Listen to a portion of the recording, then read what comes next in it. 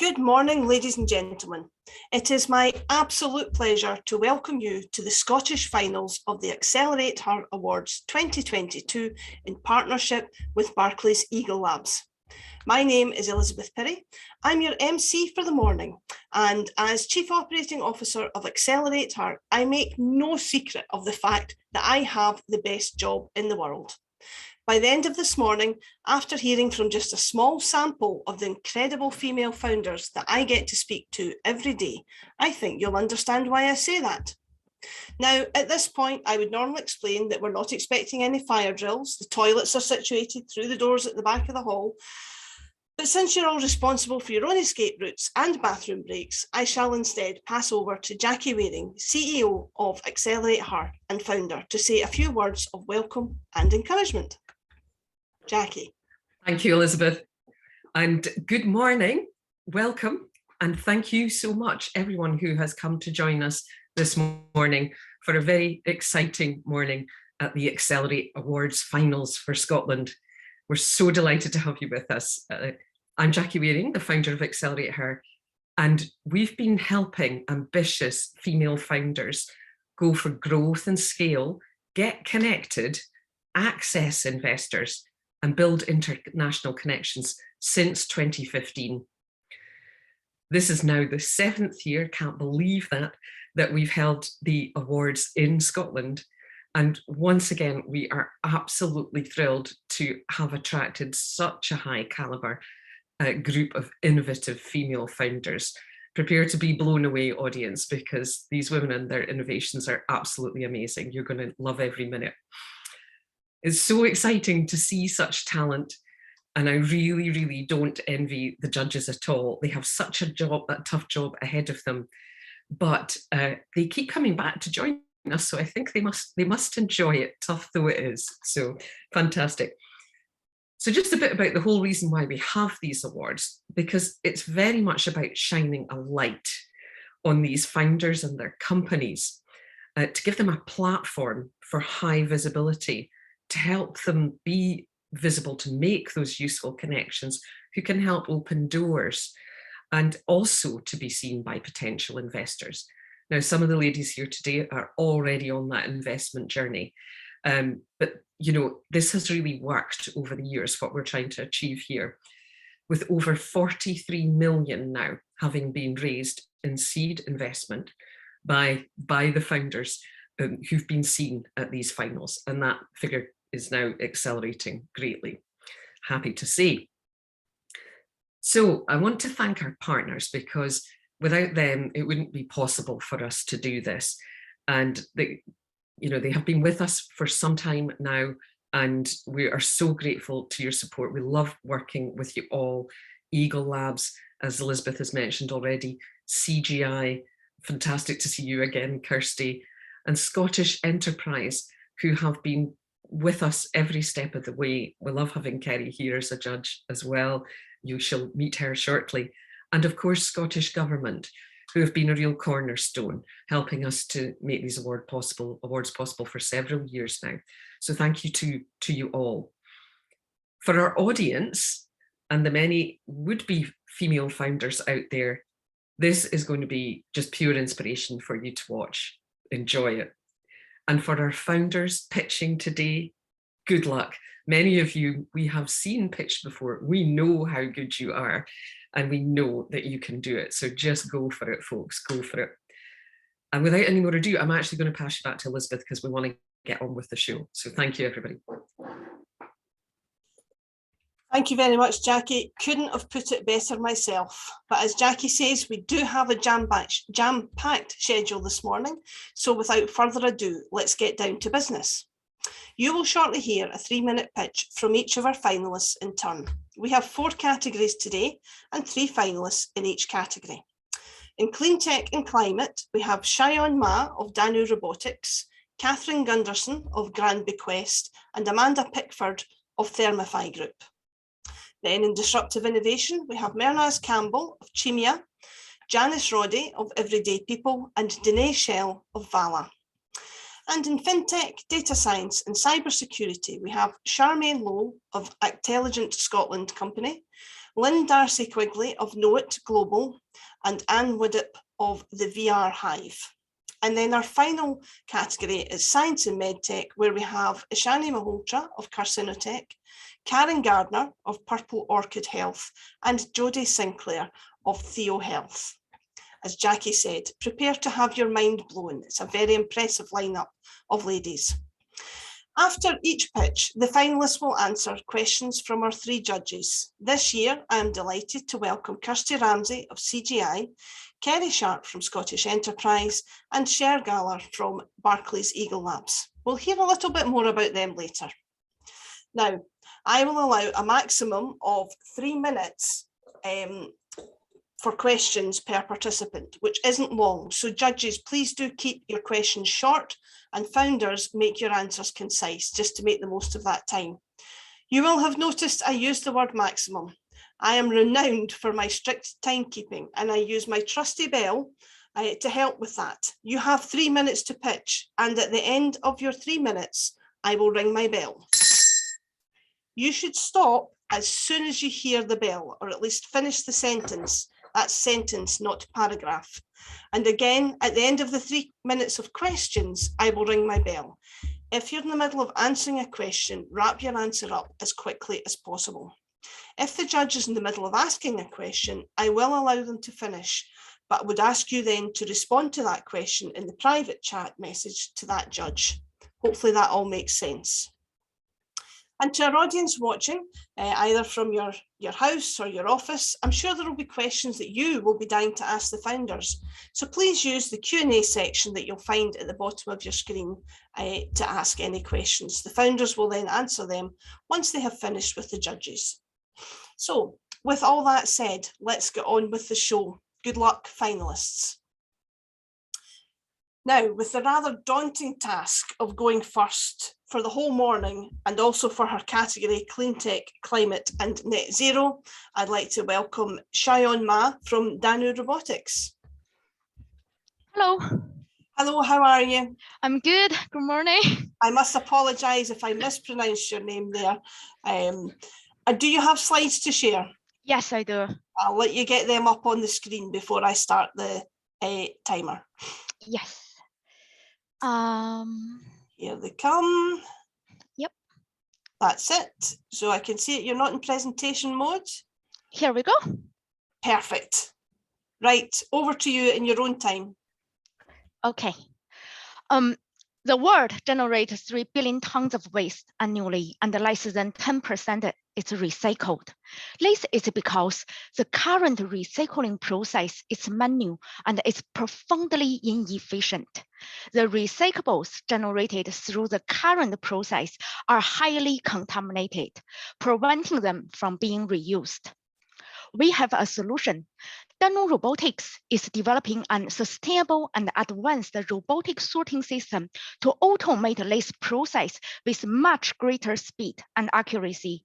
It can reduce the contamination rate to below 1%, while saving on operating costs ranging from 30% to 100%. Our customer can recoup the investment within 1 year. Compared with the current products, our multi-agent system is far more productive, cheaper, and greener. We have been discussing our product idea with a large number of recycling companies and local councils. Our idea has received strong positive feedback. Glasgow City Council is currently supporting our prototype development. This July, we will be testing our patent-pending technology at their recycling center. At Danu Robotics, we are a team of committed professionals with diverse background and complementary skills to ensure we can deliver our products to the very highest standards. Together, we have 80 years experience in the recycling industry, business development, and AI and robotics.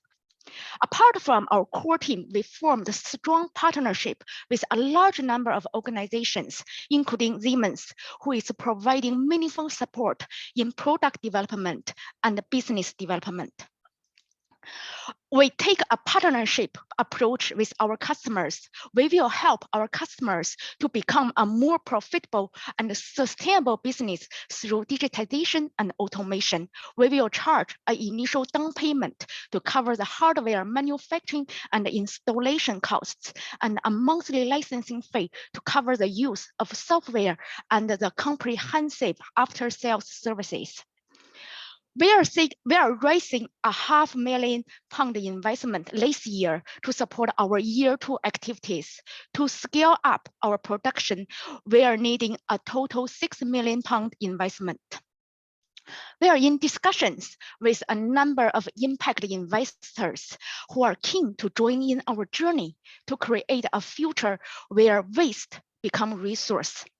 Winning AccelerateHER Award will help us promote our company and grow our business exponentially. Thank you. Oh, well done, Xiaoyan. I didn't even need to ring my bell there. Starting us off with a bang. You can stop sharing your screen now. Yeah. Judges, over to you with your questions.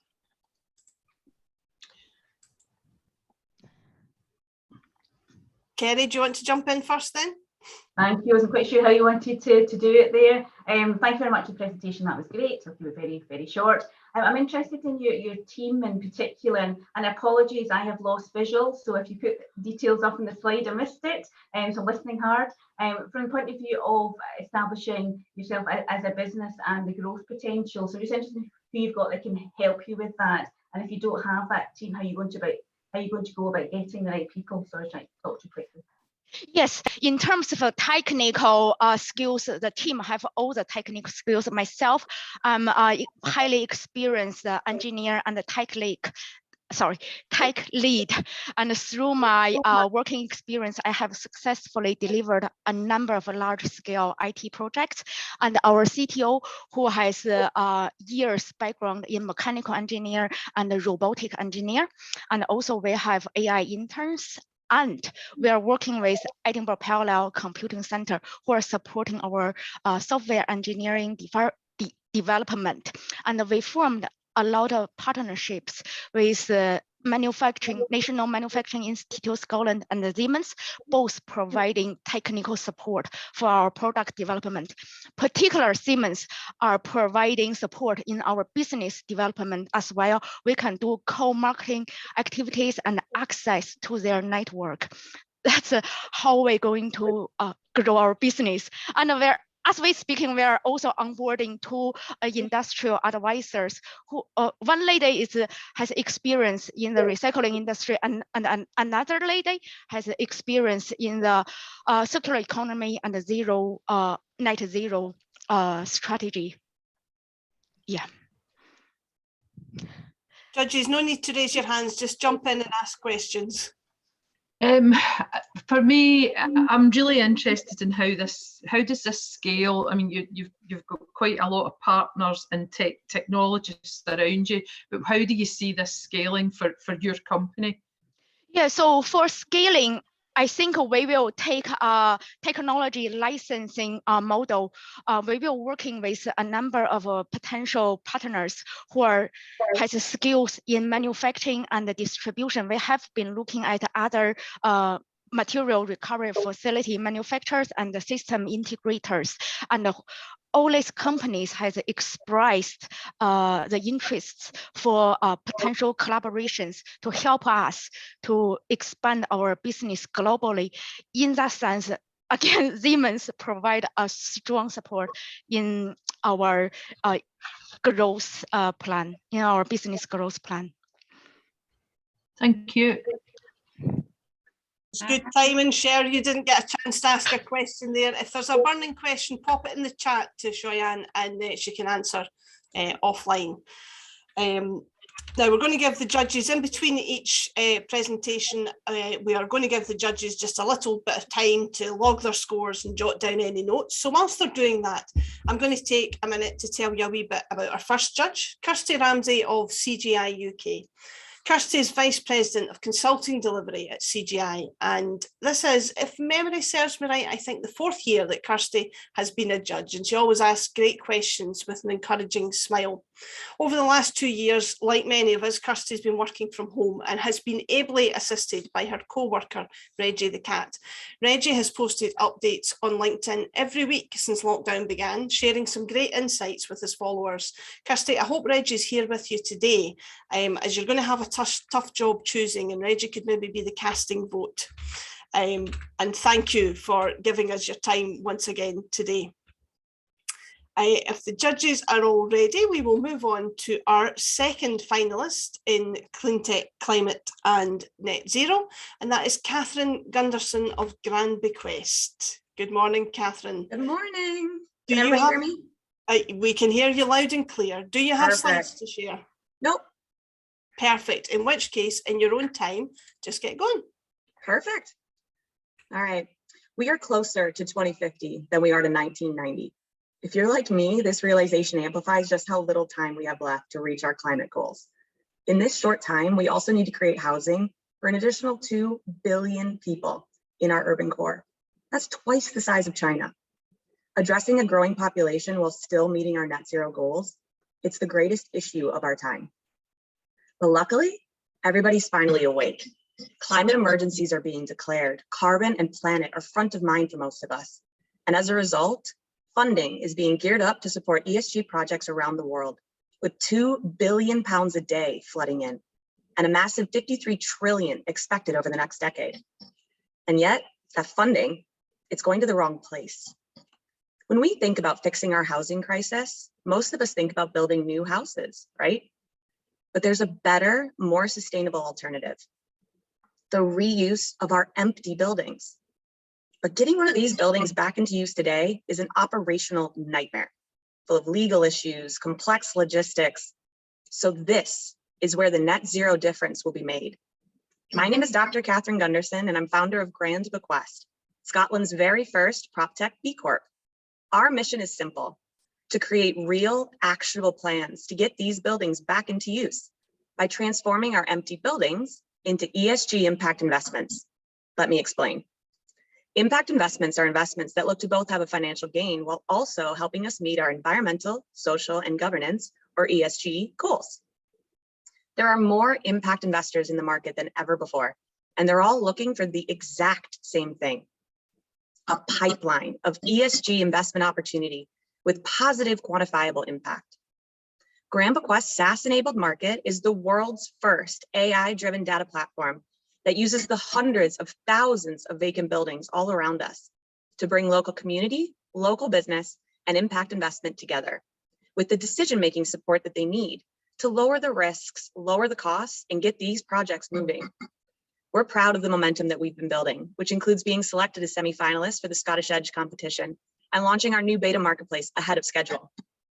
Grand Bequest technology will help bring the UK a huge step closer to reaching our net zero goals, and will bring an entirely new solution to the market for social and affordable housing.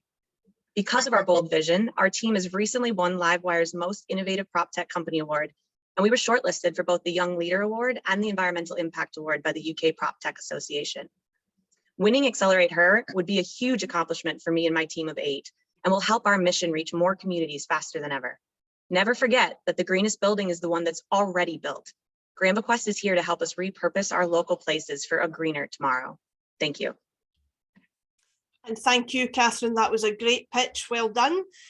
Over to the judges for questions. Hi, Katherine, how do you square off buildings being knocked down? I'm thinking particularly in Glasgow just now, where buildings are being knocked down and replaced by buildings that are only about 10, they've got 10 years usage if you're lucky. So how are you squaring that away in this solution? Exactly. So we are using our proprietary calculation that I did during my doctorate to help amplify the value of reusing buildings over demolishing and rebuilding new. So we're using embodied carbon calculations, we're using social impact and cultural value calculations. So we're trying to help offset that difference between the financial drivers and the impact about the buildings being saved. So it's all about trying to help people understand the value of not doing what we always seem to be doing. A fun statistic is we knock down a building every 10 minutes in the UK, Yeah. and it's just absolutely crazy. Yeah, I agree. I agree. Katherine, hi. Can you tell me a bit more about your revenue stream, please? Sure. So we are pre-revenue right now, but what we'll be doing is using a SaaS model, using it's called SEM, or SaaS enabled market. What that'll allow us to do is it'll allow us to charge both on the investment side and also on the community support side. So what we'll be doing is mostly focusing on charging a transaction fee and a SaaS monthly fee for the investors to have access to these community groups and these projects, where we'll also be allowing communities to receive free support. But if they need additional custom consulting support, we'll be charging a monthly fee for that as well. Thank you. Can I just ask, is anybody doing anything like this just now? I mean, I appreciate the other side of it, people building new buildings and knocking old ones down, but is anybody trying to do what you're trying to do? So today the solution is to take about 10 years on average to manually walk through the whole process of adaptively reusing a building, especially if you're talking about a historical or listed building. So there are historical preservation communities, there are developers that are genuinely out there trying to do it, but there's nobody doing it at scale. And it's a very inefficient process that's very wasteful and very costly. So the point of using technology is the innovation that we're trying to disrupt, is to make it a little bit simpler, a little bit more transparent about what are the steps that these people need to go through to get these buildings back into use. Okay. Can I ask, what is it that you're doing that others haven't done? So why, it's been such a big problem in the past, people haven't wanted to do this. Is it because the lack of consciousness of importance of it, or is it because fundamental, legal, regulatory, financial challenges, and how you're overcoming that? Well, it's going to be quite a big question for you. It's a great question. So the way that we're approaching it is from a systems standpoint. Everybody else is doing it from a building by building standpoint. So all of the learning that's happening today is being repeated over and over and over every time they go to a new building. So there's no sharing of information, and there's no structural support to rinse and repeat. So the problem that we've identified is that there's no structural systems to allow us to repeat the learning and share the cost savings and the economies of scale that can be brought when technology is brought into play. So that's what we're trying to innovate, is the AI and the machine learning capabilities being introduced into these complex projects should hopefully allow us to start getting more projects moving across more communities faster than the current model of just doing one project, brute force, manual, the way that it's being done today. Okay, thank you, Katherine.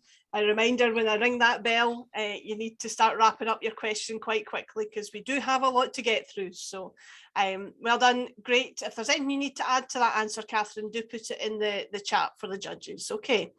Right, while we give the judges a minute again, I want to talk a bit about Kerry Sharp, Director of Growth Investments, which was formerly the Scottish Investment Bank at Scottish Enterprise. Kerry is also a veteran of judging at these awards, and is an accountant, but like myself, she hides it well. She's passionate about investing in ambitious, high growth, sustainable, early stage businesses across Scotland, just like the ones that we're seeing here today. Kerry, thank you for giving your time again. Scottish Enterprise have been a great supporter of us for many years now, and this year have helped with the international missions and coaching for some of our founders, as well as one-to-one money can't buy coaching. Now, if our judges are ready, we're going to move on to the last pitch for CleanTech, Climate and Net Zero. Last but not least, we have Amanda Pickford of ThermaFY. Hi, Amanda. Good morning. Do you have slides to share? I don't, no. Perfect. In which case, just get going in your own time. Thank you. Good morning, everybody. I'm Amanda, founder of ThermaFY Group, and we develop specialist software to help improve the energy efficiency of homes. I founded the company in 2015, which is based in Kelso on the Scottish borders. And last year, I appointed a CEO to help grow the business, as my strong skills set in innovation. This has been a step change for the company, and we currently now have a team of 11, with 4 new team members joining next month. And we have strong growth plans for 2020 and expect to have a team around 30 by the end of the year. We are in a climate crisis and heading into a really heavy energy crisis with a suggested 6.5 million people being in a fuel poverty next month, with yet worse to come before next winter. But how many of us know how energy efficient our homes are? ThermaFY have developed software that helps people on their journey to a more energy efficient home, reducing their energy bills and their carbon emissions. Our data highlights that a staggering 80% of properties we've surveyed across the UK are running inefficiently. Our current service offering is to visit each customer's home and carry out an in-depth survey of their property and spend time with them to understand where they are in their life journey and how we can work with them to help them improve their home efficiency and reduce the expenditure on their energy costs. We're currently working with housing associations to help them assess how efficient their home stock is and where we can help make immediate improvements to reduce the running costs for their tenants. We're also working with large organisations like National Grid, NatWest and HSBC, who are supporting their employees who are working from home to benchmark the energy efficiency of their homes and help each employee on their journey to a net zero through our interactive gamification rewards app. During COP26, we gained significant interest from the 11 principal partners, and this has now progressed as being supported by the Cabinet Office.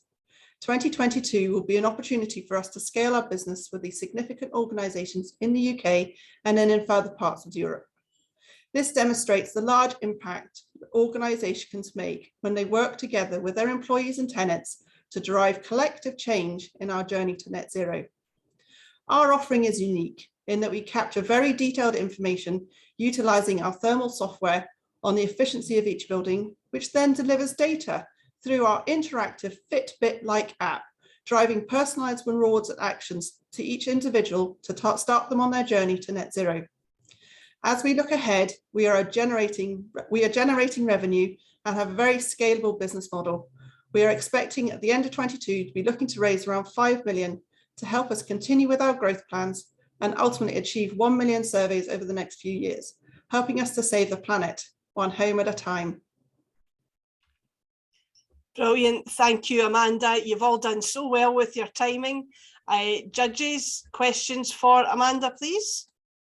Amanda, interesting one this is for me. How are you viewing the sort of smart cities, smart rural regions that the local authorities are driving through just now?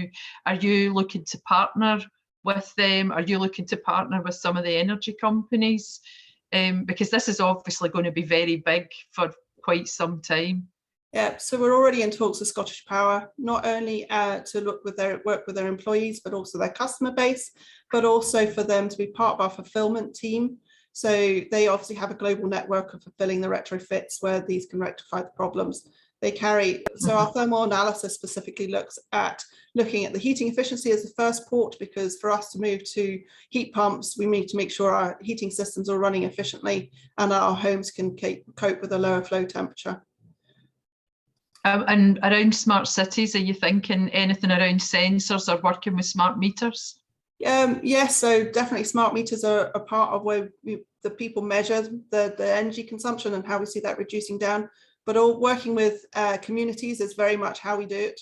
And we've just started working or looking to partner up with the Net Zero project in Hull and Humber, because Hull and Humber are one of the worst cities at the moment or areas for carbon emissions. So we're part of the Oh Yes campaign. Okay, thank you.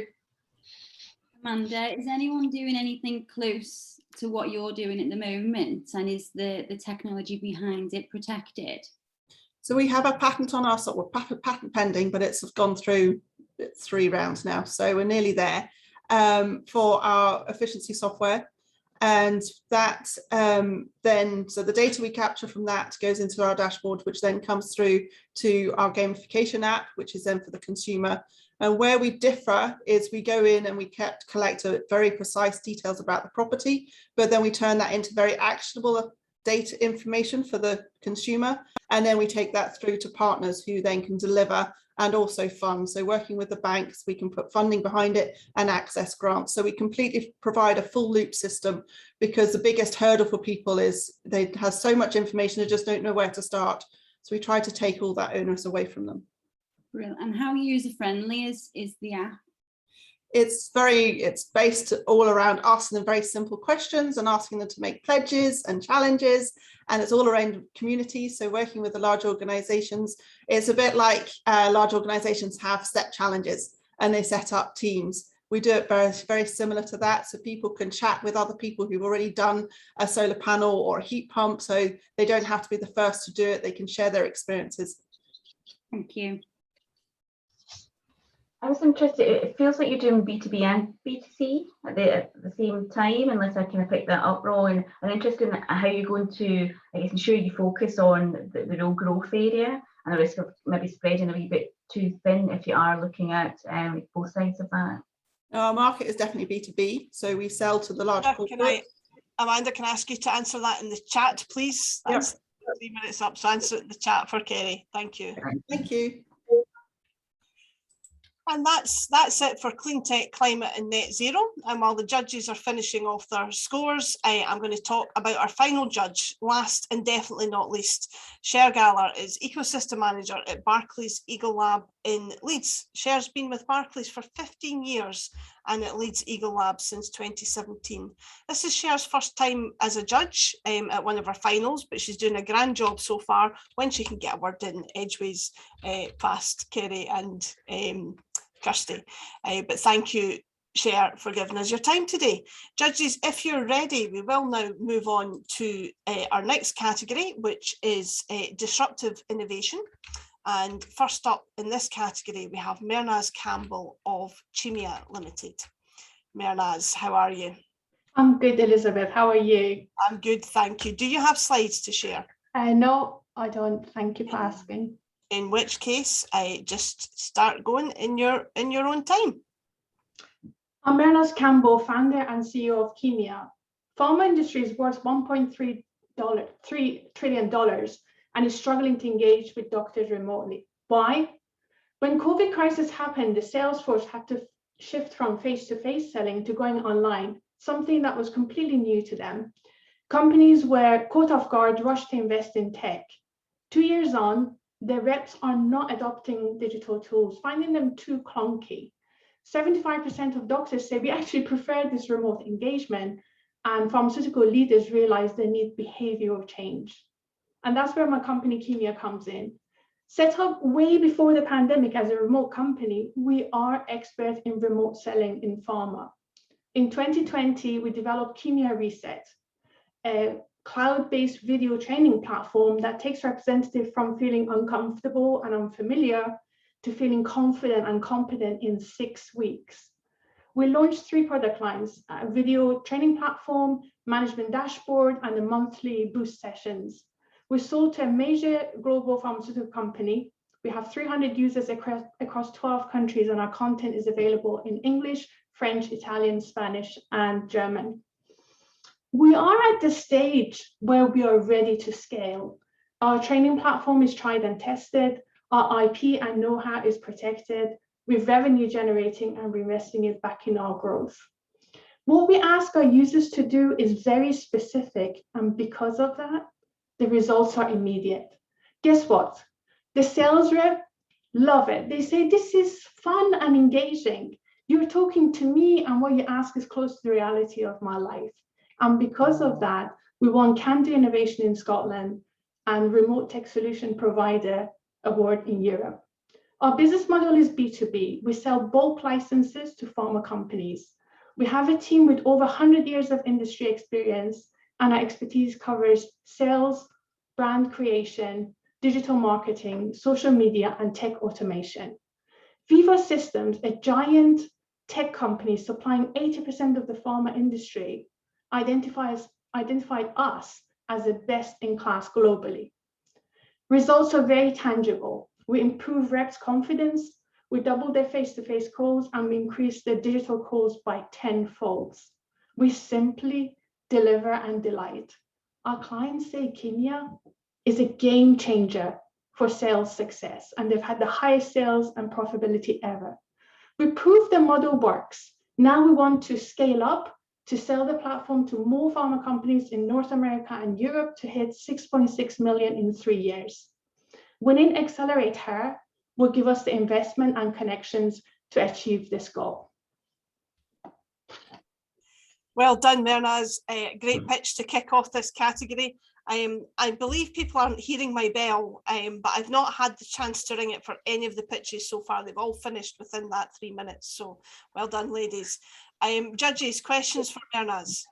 You're desperate to ring it, aren't you? Could I just ask, so you were saying earlier about the lack of confidence in digital generally in this area, but you're moving that forward. I'm interested in sort of how you're doing that, because it feels like quite a big cultural shift, and also particularly point on a lot of sales department is based on trust and relationships, and that kind of one-to-one engenders that. So how are you managing to change that to make the digital online approach efficient?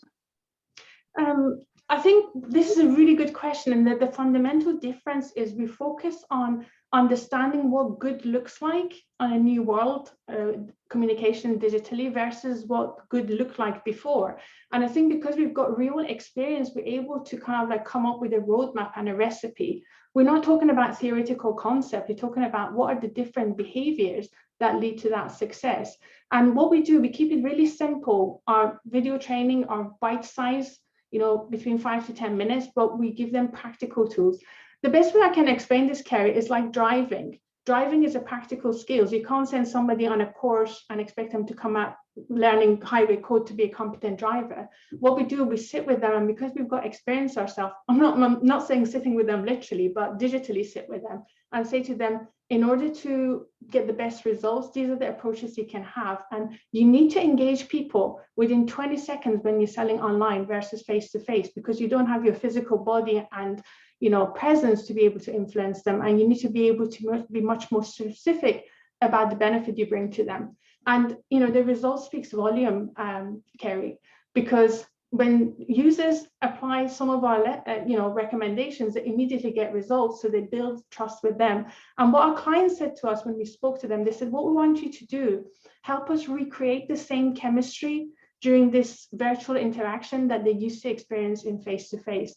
And that's what we've been able to help them to achieve that. And when people feel confident, talking to the camera, connecting with people, they get their, they feel good about themselves, so they never want to go back to the old habits, and they build new habits. And as I said, we managed to do that within 6 weeks. And I've got evidence to show that that change is sustained over time. Mehrnaz, where are you in your investment journey to enable the scale and growth that you mentioned? We have funded it ourselves so far, and any revenue we generated in 21 are reinvested in growing our team. And we've not requested funding before, but now I feel what we have is so impactful. What we need to do is raise awareness of our brand and talk to the right people. I mean, last week I was at an industry event in Philadelphia, and I was able to talk to 5 major pharmaceutical companies in USA who are really, really interested in our brand. But we need to have more investment and more people to be able to grow that fast. Thank you, Mehrnaz. If you've anything to add to that, do put it in the chat. And well done. Bear with me. Sorry, I just lost my place a little bit there. I wanted, dear goodness, what have I done? I have managed to change the font on my script, so I have no idea what I was going to say there now. So I think it was along the lines of, oh, bear with me. Oh, I feel like such an idiot. I'm going to come back to that section. Let's talk about the fact that the AccelerateHER Awards are now happening outside of Scotland.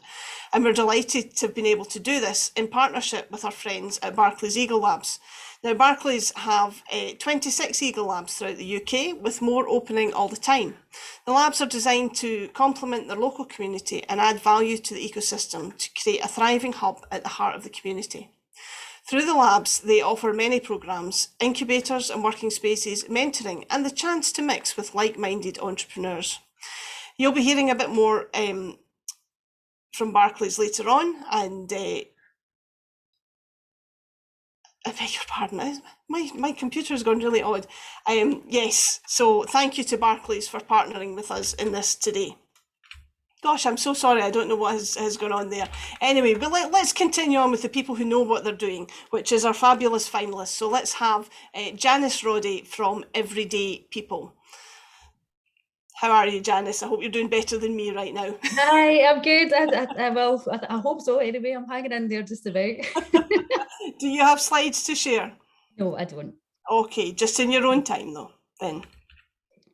As the metaverse and wearables market continues to grow at a rapid rate, there is a distinct lack of quality live music content available. The platforms used to live stream this content are having a huge negative impact on the live music industry as artists and concert promoters fail to generate a viable income from them. I am Janis Roddie and I am founder and director of Everyday People, and we have the solution. Our product is a unique immersive platform that complements the live event instead of compromising it by streaming quality creative-led performances in the metaverse environment and effectively monetizing it by allowing consumers to pay for what they use instead of a flat fee or subscription-based model. Each performance is added to our content library, which can be licensed out to tech and game developers similar to Getty Images, and it's all in one platform. This is disrupting the industry as it's never been done before. There are 3 target markets, each with their own revenue stream and business model that can be targeted simultaneously. We have concert goers where we provide exclusive content and immersive viewing experience, allowing them to come together with friends and share experiences. We have artists and concert promoters where we are creating additional viable revenue streams for them. We have tech and game developers where we're providing them with a rich exclusive content library to use across their technology and in the metaverse environment. Currently, the digital content creation market is worth 10.69 billion globally and is set to experience 16% growth by 2025. There is competition out there, however, they're siloed in their approach and they're not monetizing it effectively. Our USP is our monetization method. Pay for what you use, and our unique core team. I have 17 years experience working in large-scale major events at a senior level within the music industry. The core team is made up of industry freelancers with a minimum of 15 years experience. Chris Vanderkuil of 4G Studios is advising us on building our tech team and the technology for the immersive metaverse platform. Year 1 consists of launching our MVP, a web-based platform for a hybrid music festival using grassroots artists, creating our content library and monetizing it. And I'm currently in talks with Bang & Olufsen to do just that. Revenue is estimated at 345,000. In year 2, we'll scale out the platform across multiple devices, incorporating the augmented reality and virtual reality environment to enhance the viewing experience. We'll continue to grow our content library through the hybrid music festival, license out the platform to artists and concert promoters, creating an additional revenue stream for them. And revenue is projected at 1.6 million. In year 3, we'll fully develop the AR and VR environment to create real-world streaming and metaverse editions of the festivals, and we'll license exclusive content library to tech and game developers, and revenue is estimated at 500 million. We ask for £650,000 investment towards scaling up our platform this year. Well done, Janis. Just did it on the bell. And I think I've got my settings sorted so you can hear the bell now. Judges, questions for Janis? I'm interested if there's a kind of cultural shift required for the business. So my kind of recollection from days old, artists very precious about what they do and how it's delivered and live is always the best way and that sort of thing. Have we changed because of COVID, or is this a kind of changing dynamic anyway, or is it still quite a cultural shift that you're going to have to get over as part of the business? Yeah, pretty much. Well, basically through the pandemic, the live event industry's realised that it's at a critical point where it needs to come up with a solution to allow it to effectively to move into the digital space. And through that is monetization. Right now, the monetization methods that are out there are not effective. As I said, they're not working. So it's either free to stream or subscription based, which means there's not a lot of buy-in from, the artists and the industry don't get a viable income. So by changing that monetization method, you're making it more attractive for the consumer by allowing them to pay for what they use instead of a flat fee. So free to use to start with, and then build their experience and pay as they go to build that experience. So you're enticing the customer in through that, but you're also creating a revenue model for the artists in the industry, which means it can create a viable income as opposed to a very small percentage and very little return from these streaming sites. So there is. Janis, you talked about hybrid. Is this something that can be attended live and attended remote? Yes. Yeah, and as far as artists, you're bringing in the sort of newer artists. You're bringing in, the next big thing. So you don't have anybody. Do you have anybody signed up to this that we would recognise at the moment? No, and the reason for that is grassroots. I mentioned grassroots, and that's because to get a rise in the global market, to get around licenses in the global market, so we need to start with people that haven't already got existing records labels out there and record contracts out there. So what I tend to do is build on that as the artist grows, the content value grows with the artist as they develop through their career. But I get in first there with the contract, which means my contract's in place before any other industry contracts get put on top of that. And then what that means is as we grow, what happens is the likes of Taylor Swift will come to us and go, we want to be on your platform, and we get around those licenses in that way. Janis, how is the tech behind it protected in the way that bigger kind of players, the likes of Apple Music and whatnot, can just come along and copy it and get them big names straight off the bat? Well, what our platform is we're basically using tech as the enabler. So enabler to build this content, to build this value. And currently we're using existing technology to put that together. So basically what we're going to do is be first to market, but we're also going to be build on that quality and being first to market. Thank you. Thank you, Janis. If you've anything to add to that, then please do just pop it in the chat. And you'll be glad to hear I've pulled myself back together again. I felt that everybody's pitches were so professional and the judges were so professional. I had to do something to prove that we were live. So I've done that now. And what I should have said before Janis earlier was that this is our second AccelerateHER final this week, with yesterday seeing finalists from the north of England, Northern Ireland and Wales pitched to a panel of different judges.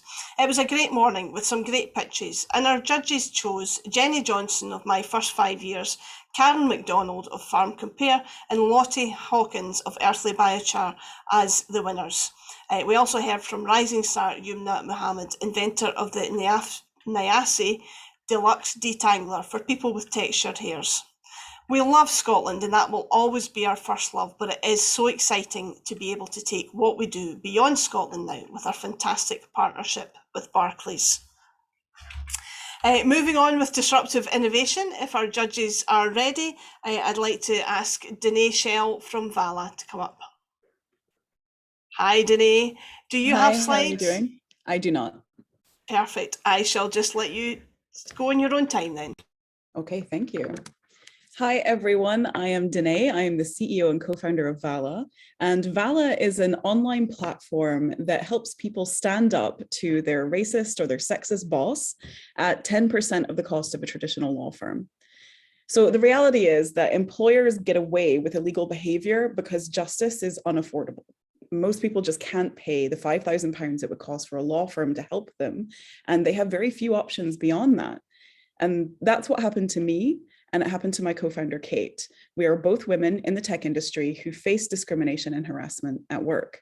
And we realized that there were millions of people like us with only these two options, pay a fortune or give up. And really, we didn't like that. So we created a new option. So using Valla's platform, people can resolve their own legal issues. They can collect their evidence for free, and then they can pay to generate the documents that they need along the way. And if they need help, they can connect with a Valla coach who will review their documents for them and who can guide them through that process. The total cost that they're going to pay is going to range from £100 to £500, which is at least 90% cheaper than a traditional law firm. Now, other legal sites exist, and typically they will sell you some templates or they will connect you with a lawyer. But ours is the only platform built specifically for self-representers. And that's a market that's growing 80% year on year. And it's not just built for employment law. Our platform is built to service any area of civil law. And next we'll move on to areas like housing, family, and immigration. So we launched our closed beta late last year, and we're now at over 300 people on the platform, and we're already getting successful outcomes. I got an email this morning. Every week, new people are using our platform to file grievances, they're settling with their employers, and they're making tribunal claims. So now we're focused on scaling out our acquisition channels and our available products. So my background is as a chief marketing officer at consumer startups. And right now we're currently acquiring customers at about 10 to 15 pounds each. Kate is an experienced programmer and product executive at companies like Sainsbury's and Skyscanner. And she is working directly with users and our tech team to automate and support every step of the legal process. Now, you might be wondering, sounds like there's a lot of tech, but what about compliance? Well, a few months ago, we were selected for the prestigious LawTech UK sandbox, and we now work directly with legal regulators to ensure our product is compliant. So our next big priority is raising our seed round, which will take us to 30,000 users. We already have some incredible investors. We have VCs, Tom Blomfield of Monzo as an angel, and an award from AccelerateHER and the support that it would go to will give us exactly the visibility and connections we need to raise that round. Thank you. Oh, Danae, I had to ring the bell on you. Well done. Use every second. Quite right. Great pitch. Judges, questions. Danae, can you tell me a little about your team and how you're going to grow that team to enable the scaling? Absolutely. So we have 7 people in total at the moment, including myself and Kate. We have an employment lawyer who retrained through a coding boot camp and is now our business analyst, who kind of bridges the gap between tech and law. We have our lead designer, we have a marketing specialist, a biz dev specialist, and another developer working directly with Kate. In terms of how we scale, we'll be beefing up more of the technology side of the team after our seed round. I suspect we're just putting together those numbers now, but it'll be at least another couple of developers and a little bit more support over on the acquisition side as well, now that we've validated a few channels. Can I just ask just about how do you manage to do it at the cost that is significantly cheaper than elsewhere? So I get it's like that tech focus, that combination with the legal side, but could you possibly explain just, how do you do it in a way that you're confident delivers what the customer needs and at quite significant cost reduction from the alternatives? Yeah, so Kate and I both, we met at a company called Free Agent, which does online accounting software. And what we were doing was essentially unbundling accountancy services. And we learned a lot about how to do that. And now we're essentially doing the same thing with legal services. So we did probably about 1.5 years worth of research before we started building anything. And what we really managed to pick apart was what is legal here, what is organizational, and what is emotional, because there's a big support pillar there as well. And so we take care of everything that the person can do themselves that's much more organizational, much more procedural. A lot of what people need to understand is just the process. Of course, there are legal elements to what they're doing, but it's actually a pretty small percentage, in the same way that you can manage your books online and you just do the final bit with an accountant for that accountancy advice. But the reality is that a lot of people can't even afford a little bit of legal advice. And so we give them the resources, the research tools themselves to be able to come up with their own opinion about what they think their claim might be. And we give them lots of examples, we're very good at training people now to identify legal problems. Does that answer your question, Kerry? Okay. What's the view been of the legal practice? How have you been seen by legal practitioners? Well, I've learned my lesson from the accountancy industry. So we knew going in that we were not going to say, hi, we're taking your lunch, because we're not. The reality is that there is a massive gap between the people that can afford lawyers, that £5,000 and up.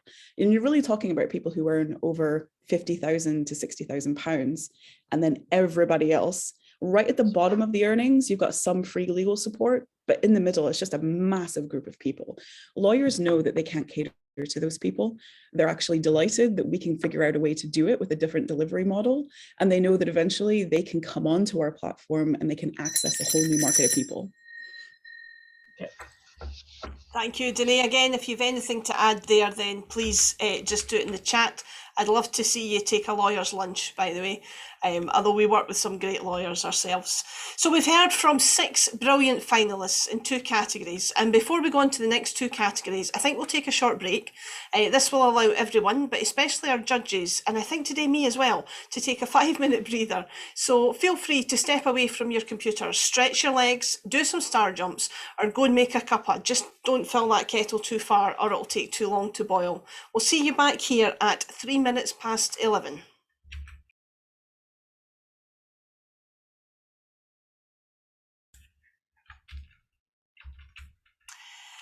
Welcome back, everyone. I hope you're feeling suitably refreshed and ready to watch our next 6 finalists pitch. We're moving on now to the FinTech, Data Science and Cybersecurity category. And up first is Charmaine Lowe of Actelligent Scotland Limited.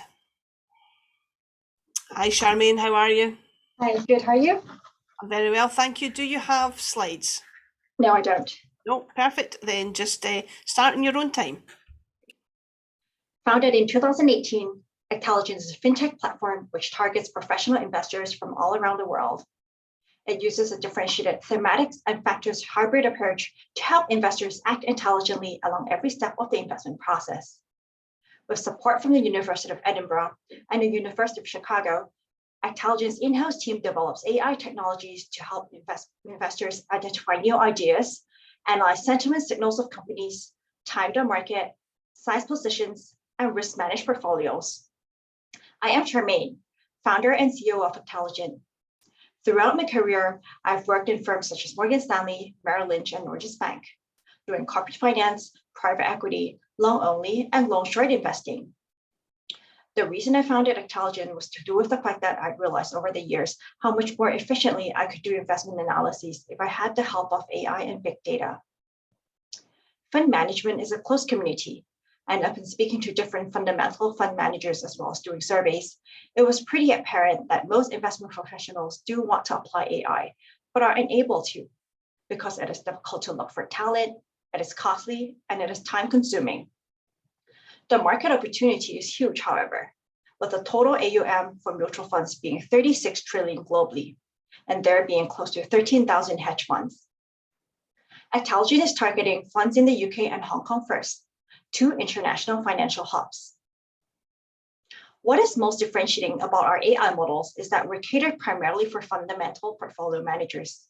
And for this reason, we've designed a range of AI models which will take in not only stock prices as input, but also fundamental metrics and textual data from company transcripts and filings.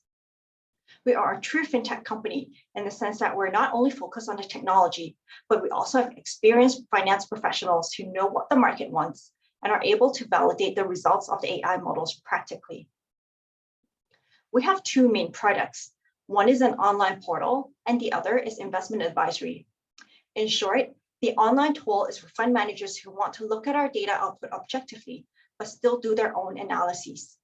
Whilst investment advisory would be for people who would like to see our suggested stock ideas, as well as entry and exit points.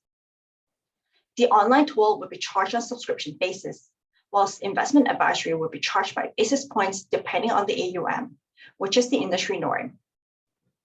We're expecting to have our first institutional fund client by middle of this year, and to be generating about £2 million by the end of 2023.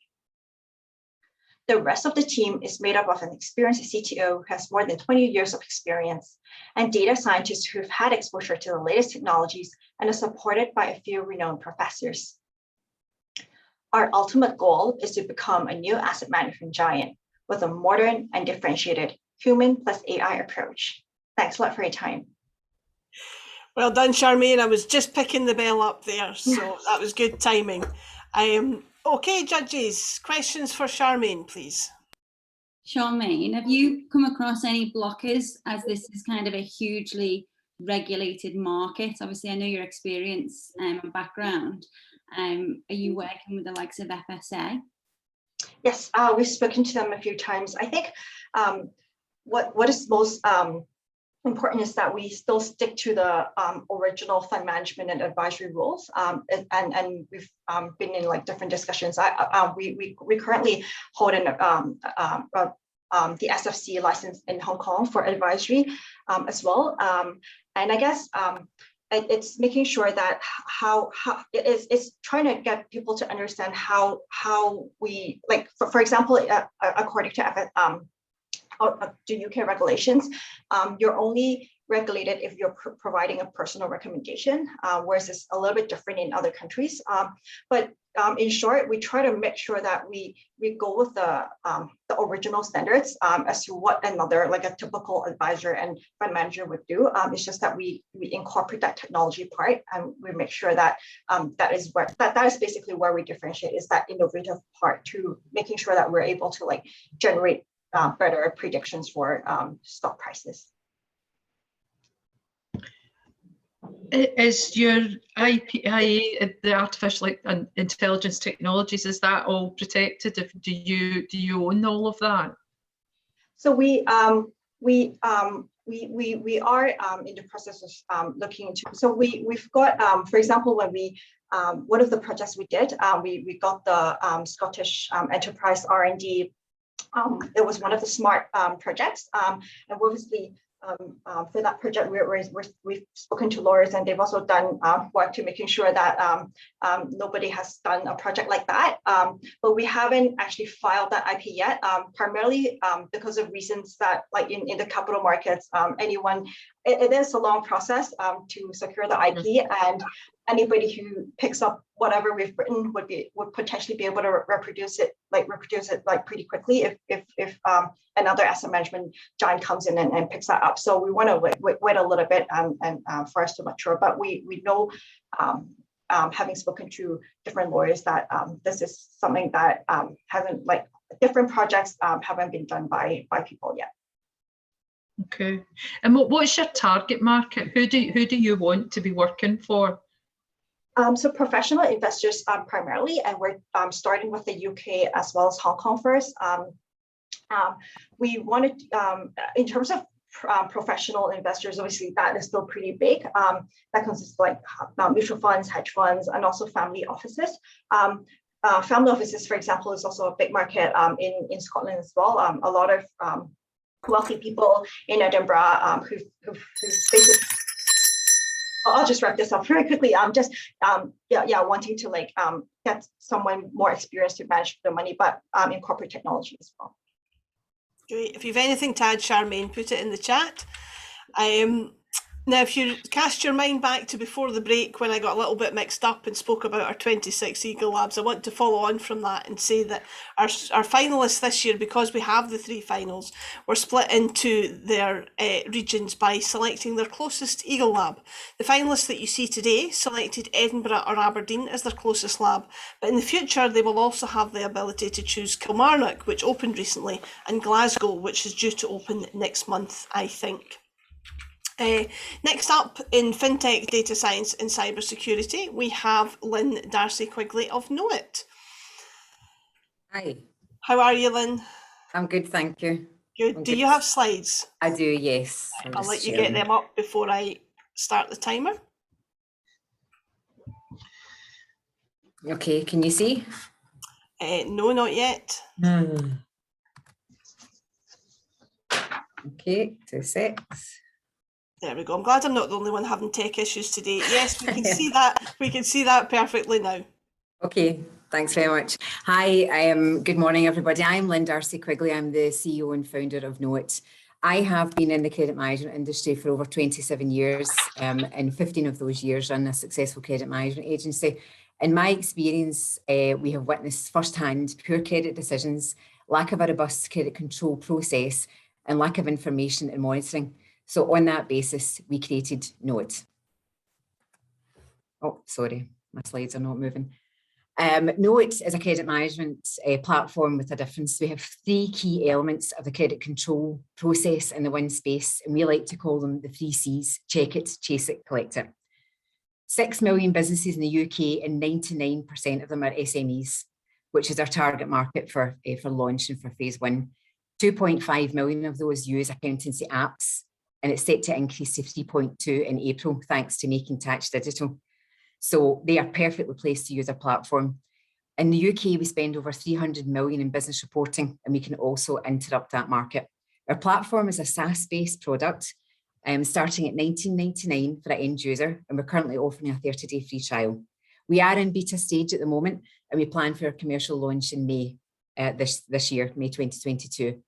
We see our key values in partnership models. We're currently speaking with banks, financial institutions, accountants, federations, government bodies, and much, much more. Our broker network will also be very beneficial for us to expand our portfolio into lease it, lend it, fund it, credit insure it, and asset lend it. This will also generate revenue, but it will also be a great added value to our subscribers. We've obtained our IP for New Zealand, Canada, and Australia. That's on our roadmap for next year. We currently have a strong team of 15 covering partnerships, marketing, risk, DevOps, product testing, accounts, and data. To date, the platform has been fully funded by myself, but we are now in the process of seeking our first seed round investment, and that will help us fulfill our roadmap for 2022-23. Our platform is built in AWS, and we are utilising Kubernetes and a microserver architecture in our clustered database. However, we are offering a white labeled opportunity, a direct API, and also a single end user sign up. Our mission is to mitigate credit risk, reduce debtor days, and increase cash flow. Thank you if there's any questions. Well done, Lynne, and keeping a cool head when your slides didn't move on. I know. I've been ready since 10:15 this morning too. Oh, it's a nightmare. I have an old boss who used to say to err is human, but to really mess things up takes a computer. And I paraphrased that there. Judges, do you have questions for Lynne? Lynne, apologies. Chair, apologies. Sorry. Thank you. Thank you, very polite in this stage. Can I just ask if you get any stats? I mean, I think we all, get the point that credit control is really important, but how can you sell? So what's your benefit you're selling to the client? How are you going to say this is going to, save you money, support your cash flow? What stats do you use round about that to deliver that benefit? Yeah, so we are pre-revenue and we're pre-launch, so we're still in the beta phase. But for now, the biggest thing is that we've got a £61 billion late payment problem currently in the UK. So what it won't do is it won't save them money, and what it will do is give them visibility over what their creditors are doing whilst they're giving credit during the credit cycle. What are they doing? Are they defaulting? Are they missing out on loans? Are they borrowing more money? Are they losing money, which gives them the inability to pay you? So you're giving them really a clear structure. You're also allowing them to reduce their debtor days. So instead of borrowing, they can actually take money out of their ledger, so it will decrease their debtor days. So on average, anyone who's connected their ledger during the process, they brought their debtor days in by about 19 days, which means that, that's cash for them in the bank, and they can pay their suppliers. It just keeps the supply chain and the creditors, paid instead of them having to borrow it and being under pressure, because there's always money in a ledger. That's the point. So really just to reduce those debtor days and increase the cash flow.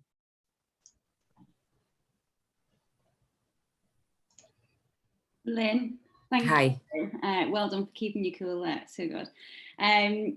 My question is what is your USP? It's again a regulated market, and there is huge competition, and the banks are always looking at ways to work smarter with their online facilities for SMEs. So what is your USP? The thing that keeps us, separated from our competitors in the marketplace just now is that we actually have got data in from unsecured creditors. And what that basically means is it allows our clients to actually look at their customers. So once they attach their ledger through onto the platform, they can actually see how their customers are performing. So to give you an example, if you are owed 50,000 and your customers just lost $1 million, it's going to affect their ability to pay you. So that's very unique to us just now. That's a real USP. The second thing is that we are actually credit monitoring. So as soon as you attach your ledger, you're monitored to about 7 different data sources: Companies House, London, Edinburgh, Belfast Gazette, and also unsecured creditors. And if you pull a credit report, you get monitoring for 12 months. No one else is doing that in the marketplace. And probably the third big unique thing is that when you want to issue your pre-litigation, you see in platform.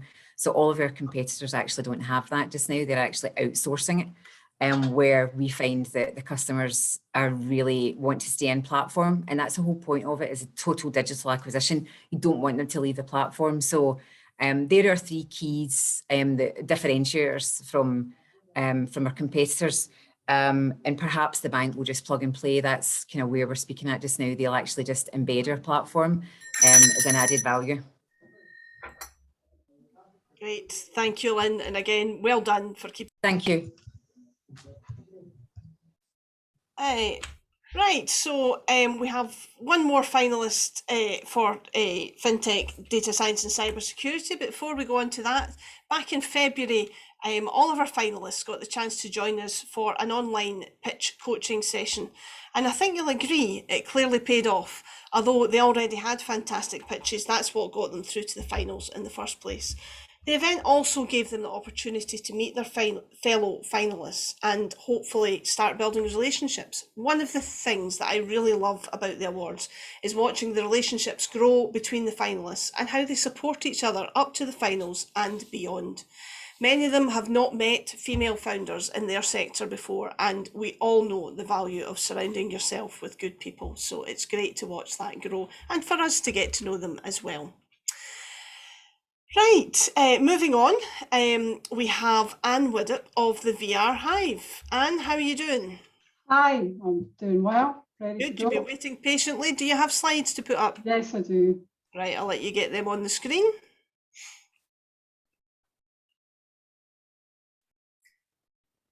There we go. Just hop into presentation mode. That's you, right in your own time, Anne. Okay. If you just give me a second.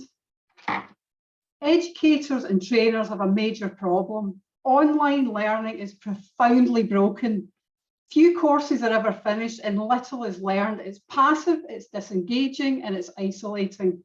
PwC recently reported that VR training improves learning outcomes, reduces training time, and increases performance. I'm Anne Widdop, founder of the Vr Hive, and I'm putting the buzz back into e-learning. Our platform features an automated classroom assistant who can interact with learners in real time and provide instant feedback. The Vr Hive is accessible because it's available on a range of devices, and the bite-sized training episodes lead to national qualifications. Interactive training helps re-engage learners switched off by online learning. They can take risks in VR, it's 4 times faster, it's scalable, and it's got higher completion rates. In less than a year, I've secured several clients. We're initially rolling out smartphone-based training across education and business. One powerful example is training created with NHS clinicians, so staff can practice end-of-life conversations with patients. Experiential learning is key. You can't practice difficult conversations from just reading text. Global e-learning, including soft skills, is a multi-billion-pound mature market and continues to grow rapidly. In 2020, the UK spend in education was over 100 billion, with UK companies spending nearly half as much of that again. The Vr Hive is really hitting the mark with corporations and education. Our B2B subscription pricing is benchmarked against existing e-learning. Securing just 100 clients will deliver 5 million in revenue, which is a tiny proportion of the market. I'm initially selling management coaching to enterprises and challenging conversations into health and social care. There are 3 main areas of competition, but no one's developing an immersive platform which includes courses where students are supported by an automated AI assistant and get instant feedback. As an ex-IBM Global Director, I'm well versed in building multidisciplinary teams, and I've built an exceptional team of graduates and professionals, and I've surrounded us with experts from academia and industry, and we've got partners like AWS, NVIDIA, and the Data Lab. I've bootstrapped year 1 with grants and competition wins of over half what I need for year 2, from revenue competitions to Innovate UK grants and a Scottish Enterprise Smart Award. And I'm now looking for an angel investor to help scale up commercial operations to enable me to hit my 5 million revenue target by 2025. Thanks for listening. Well done, Anne. Sorry, I couldn't unmute myself there. Judges, questions for Anne? Anne, are you speaking to universities, colleges about getting this in as part of the curriculum now that, you know, I'm thinking of my own experience here. I have many graduates working with me just now, and they're finding the whole online university go in a day thing quite difficult. So is this something you see going out into academia? Well, I've already got 3 universities signed up. I'm working with Edinburgh University, University of West of Scotland, and I've also got a contract signed with Yeovil College and Lakes College and the University of Highlands and Islands. Okay, thank you. I've already and I've launched some of the stuff yet. So. And what about the sort of revolution that's gone through primary and secondary education, kids getting onto iPads, being able to integrate this with some of the partners that are working there? Is that something you're doing just now, or are you wanting to move into that? I'm connected with a number of, not so much primary, but secondary schools. And I'm also part of a computer science teachers network here in the Highlands. So I've been out presenting at a number of schools. So I'm getting really amazing engagement from schools, secondary schools at the moment. So I'd like to hopefully in the future move into primary as well. Brilliant, thanks. Thank you. Talk a little bit some of the competition. So how are you going to stay ahead of the competition? There's obviously a lot of people in e-learning, and whilst clearly your technology development is much in advance of others, but they can obviously catch up. So how are you going to stay ahead of competition? What protections do you have in place for what you've developed so far? Well, I own all the intellectual property around anything that we're developing, but in terms of staying ahead, one of the things I want to do is make sure we build out all our content quickly. So I'm already talking to games development companies and other educational content providers so that they can actually publish content on our platform. So the key to the scale up is to be able to involve other people to build the content. It's not my intention to build all the content myself. So that's how I'll stay ahead of the competition, by just having volume of really high quality training episodes. You've mentioned that it's accessible across a number of devices. Is the user experience generally the same if someone's just using a cardboard device on a smartphone at home or a higher end VR headset? Have you come across any challenges with that?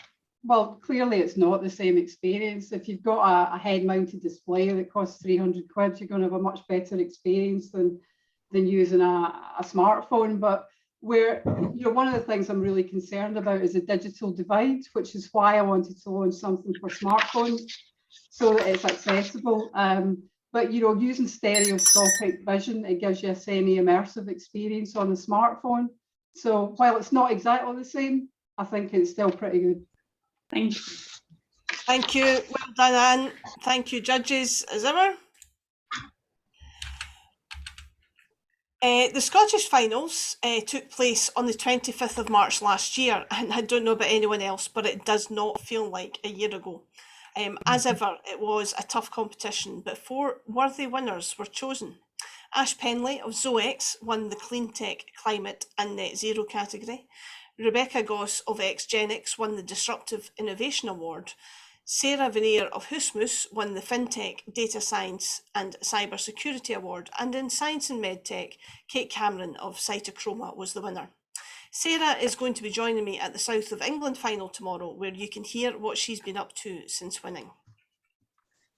So we're moving on to our final category now, Science and Medtech. And I'm delighted to have Ishani Malhotra from Carcinotech here to pitch first in that category. Good morning, Ishani, how are you? Hi, good morning, I'm good. Do you have slides? Yes, I do. I'll let you get them up on the screen.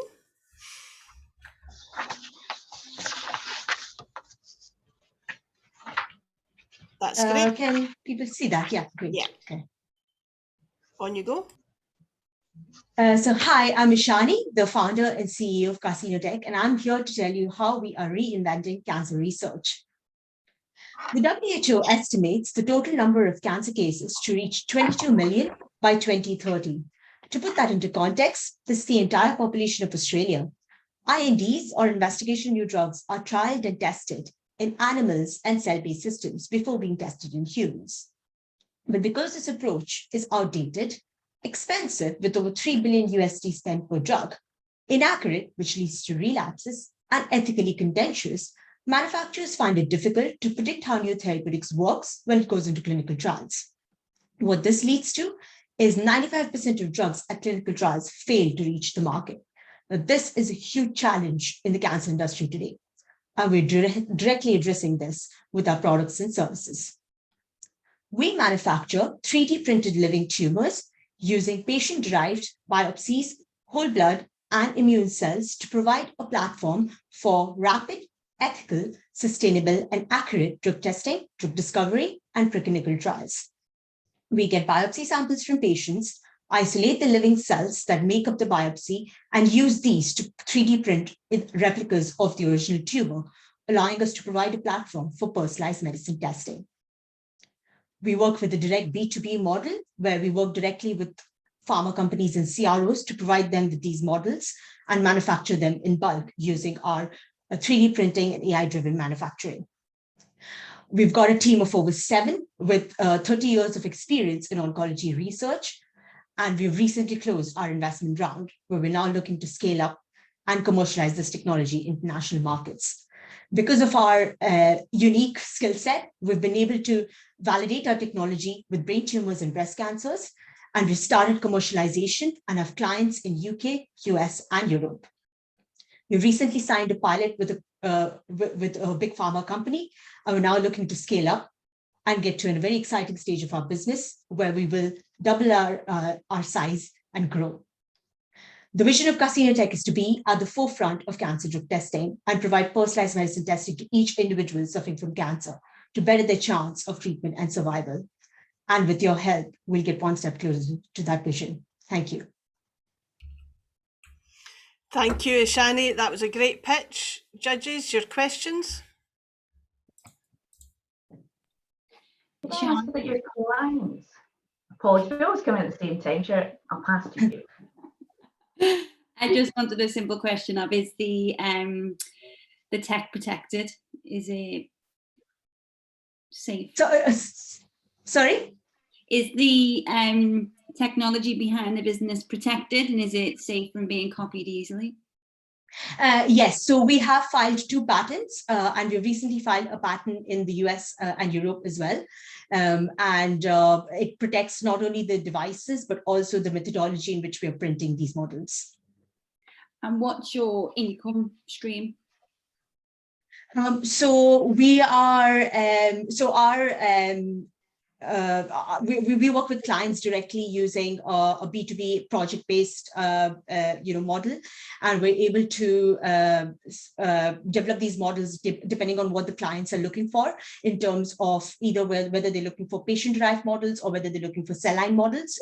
And depending on that, we're able to provide them with a very customizable way of providing these platforms for drug testing. Yeah. A similar type of question. So you mentioned you've got some clients signed up at the moment. What does that look like? So what are they getting from you? Is it quite small contracts, kind of trial contracts, or have you managed to win some kind of larger commercial contracts? So we have recently signed a slightly bigger commercial contract with a pharma company, and we are we're working with we've got a commercial contract signed with a CRO in the US as well, but we have signed some trial projects as well in the UK. We actually started generating revenue 6 months before we anticipated, so it was a good problem for us to have. But also our team isn't big enough for us to be able to get those bigger projects just now. So this investment will help us scale up the team so that we can meet those bigger projects and customer demands.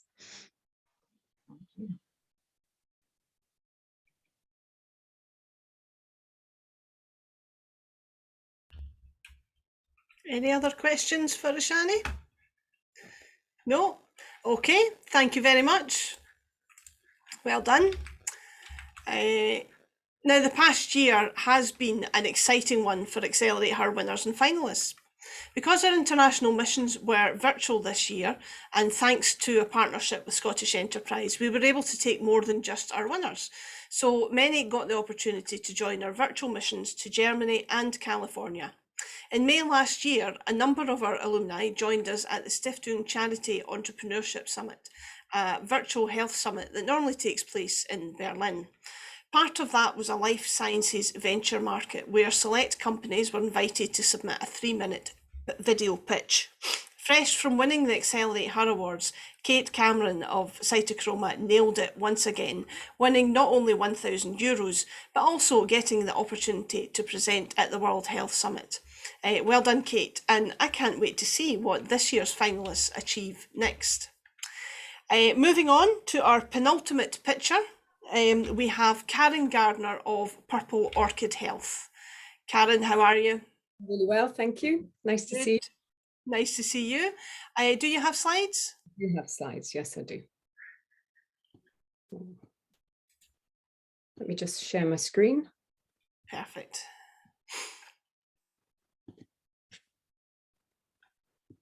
Can you see that? We can indeed. So just start in your own time, Karen. They're thought to have about 8.5% of women in the UK with chronic pelvic pain. That's 2.3 million women. On this call today, it's likely there are at least 2 women who suffer with chronic pelvic pain. In the United States, that number is even higher. It's thought to be about 15%, which is about 16.2 million women. My name is Dr. Karen Gardner. I'm a serial entrepreneur. I'm the founder, owner, and managing director of Purple Orchid Health, which is a specialist women's health company. It's the only one in the UK. We already supply medical devices for urology and gynecology to the NHS, and the existing turnover of the business is about 700,000 per annum. What's the impact of pelvic pain? Well, it's totally debilitating. When you use a quantitative score, it scores higher than childbirth. It goes to the very core of body and mind. It results in a real decrease in quality of life for patients and a lot of emotional distress. So a lot of these patients have got depression and anxiety. About 90% of them will have some kind of sexual dysfunction, which causes relationship problems. And about 60% will also have bladder and bowel dysfunction. And for those of working age, it results in a lot of time off work. So Purple Orchid developed the Feel-Free Chronic Pelvic and Bladder Pain Programme. That's in line with the NHS's ambition to have self-management of chronic pain. A number of the Scottish NHS trusts have already started to close their chronic pain services. It's a 6-week online course with unique content. We own it all, it's protected. And the key to the course is it offers an unparalleled level of support, and it includes 3 live sessions a week. It addresses the physical, the emotional, the psychological, and the practical aspects of pelvic pain. And we talk about giving people tools in their toolkit. So what have we done so far? Well, we built a digital funnel. It works through Facebook ads. The whole program already exists. It's chargeable. We've started to market within the UK, and we would like to take the program to all the English-speaking big countries, so the USA, Canada, Australia, and New Zealand. The patient books an hour's call with one of my team. At the moment, you get about 10 minutes with a GP, and on that call, they're enrolled and they pay for the course. And so far, we've had 48 patients enroll onto the course. Now, not everybody's suitable because a patient has to be committed and they have to be coachable in order for it to work. In terms of investment, well, we would like to increase the marketing spend, and we would like to take the digital funnel to YouTube adverts as well. If we get more people enrolling, then we need more staff on the end of the phone, and the help desk that's manned would need to be increased as well. And the platform has no upper limit for number of patients. And these are just some of the quotes from people that have been on the program.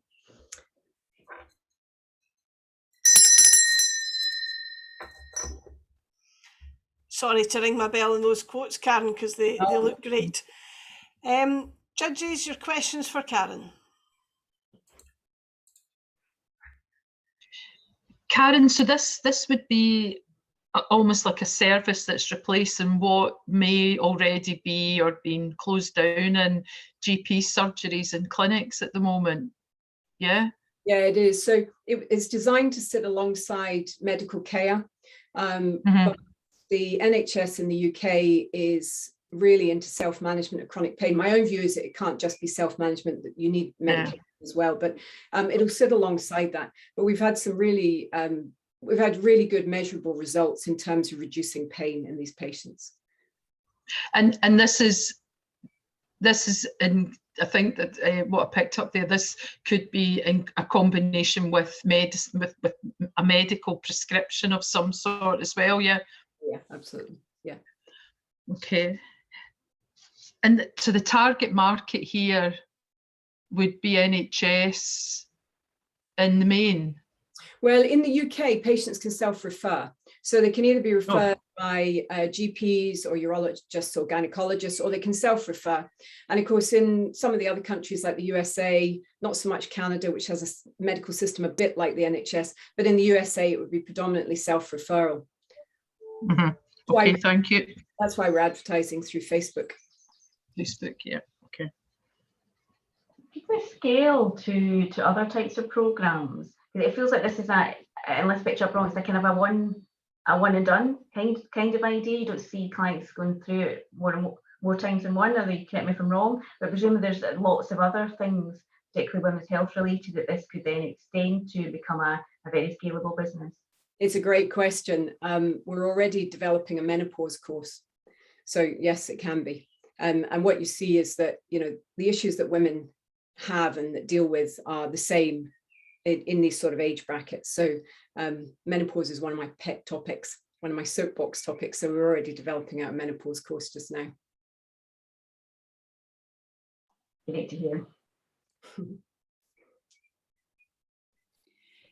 Karen, is it promoted anywhere other than Facebook or social media? Do you work alongside any GP practices as it complements some medical prescriptions?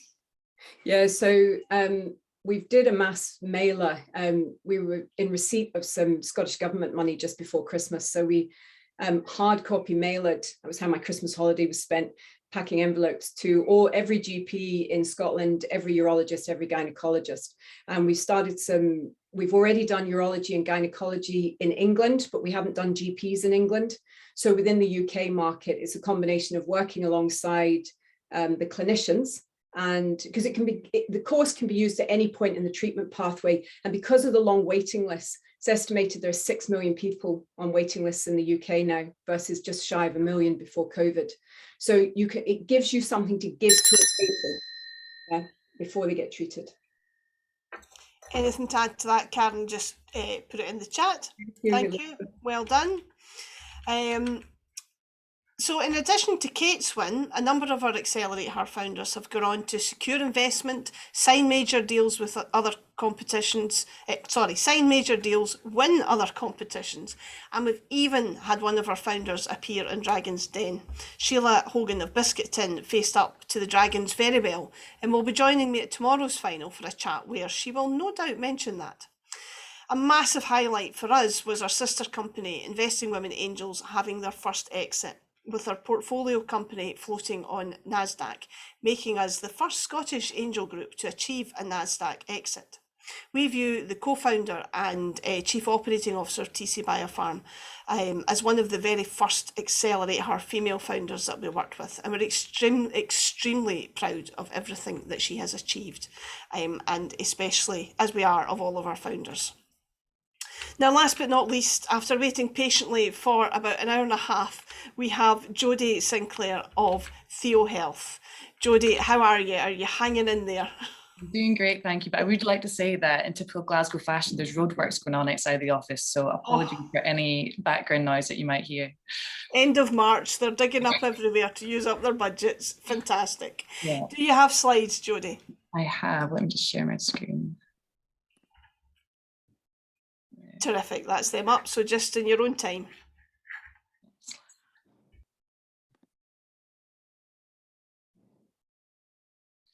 I was an athlete, Scottish titles in football and rugby, scouted for a football scholarship in America. That dream of playing professional felt really close. And then, in a split second, that dream was taken away from me. The week before joining university, I dislocated my knee, rupturing my ACL. 3 years out of my sports, 3 years of depression and frustration, and I'm not alone. I'm only one of 500,000 ACL injuries that occur in the UK and US each year. My name is Jodie Sinclair, creator of Theo, smart clothing and an app that allows you to measure, track, and analyze your muscle development, even before progress is visible. Our app allows the client and the physiotherapist to visualize and monitor progress anytime, any place. In a survey of 50 we carried out, 90% of those who've had an ACL injury said they'd find a device like Theo to be both beneficial and motivating. We're not limited to ACL injuries. Theo can be used across multiple muscle groups and for fitness development. It will revolutionize the way that we train and recover from injury. We have our MVP and are currently patent pending. We were delighted to be last year's overall winner of the Scottish Wildcard Edge Award, as well as the Converge Rose Award, bringing our total funds raised to £52,000. We have 4 companies on board to carry out the development of our alpha product, and this is for hardware, software, electrodes, and e-textile development. We're looking to launch next March, and we'll carry out a 3-month pre-launch marketing campaign. Through our online store, we'll initially generate revenue through direct sales and bring in new customers through paid advertisement. We're seeking out sports and fitness influencers as brand ambassadors, giving us direct access to their large following. Our platform is subscription-based with a freemium model, implementing a 3-tier pricing strategy. Initially targeting private physios, college football and basketball teams will be our beachhead market. Once established, we'll expand to the larger fitness monitoring market. During our testing phase, we'll be using high-profile athletes, physios, and their clients. We'll document their progress, gathering case studies, and these will later be used for promotional content during their marketing campaign. We currently have 2 Olympians, a European bodybuilding champ, and a private physio clinic on board for our testing phase. I'm a sole founder, however, I have a strong support network around me, including my 2 mentors, Chris McCann and Yusuf Okai. We have 3 interns work with us over the summer and are currently seeking a CTO to join the team. Stage 1 of our business has been largely focused on protecting our IP and creating our MVP. We're now seeking £1 million seed funding to fund 11 months of research and development and launch in the market. Our vision is to prevent injured athletes all over the world going through unnecessary turmoil and facing their battle alone. Our mission is to show that there's always someone who cares. Despite what many believe, the hardest step in improving your fitness isn't getting started. It's carrying on. When you see no change, you feel no different, and you see no progress. We're giving our users the tools to carry on, commit to their program, and reach their goals. Theo, your motivation through rehab, your training partner through life. Thank you. Well done, Jodie. That was great. Questions for Jodie? Jodie, what does the competition out there look like for you for this wearable technology? So in the UK, we currently don't have any. What we do in the UK is just portable EMG devices and hospital ones, which have aesthetics of stopwatch and they're not very engaging. You also need to be a trained physician to use them. We do, however, have MyOwnTech, who are a Danish company. They're currently targeting prevention of injury in the workplace, and their devices are around 3,000 to 5,000 euros. And our actual kind of most direct competitor in the US are called Athos. So they're around the same sort of pricing mark as us. However, they're solely targeting elite performers and to get them as better athletes. They're not looking at injury recovery or that mental health side of it either. Jodie, please, you go first. Thank you.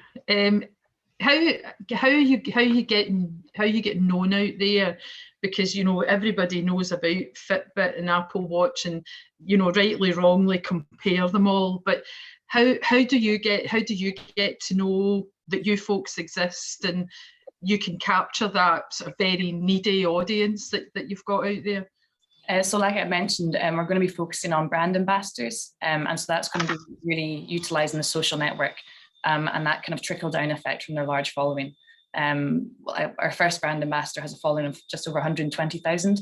However, we have got a few in the pipeline whose followers oversee 1 million. So from that, like I said, we're going to be looking at the trickle down effect from there.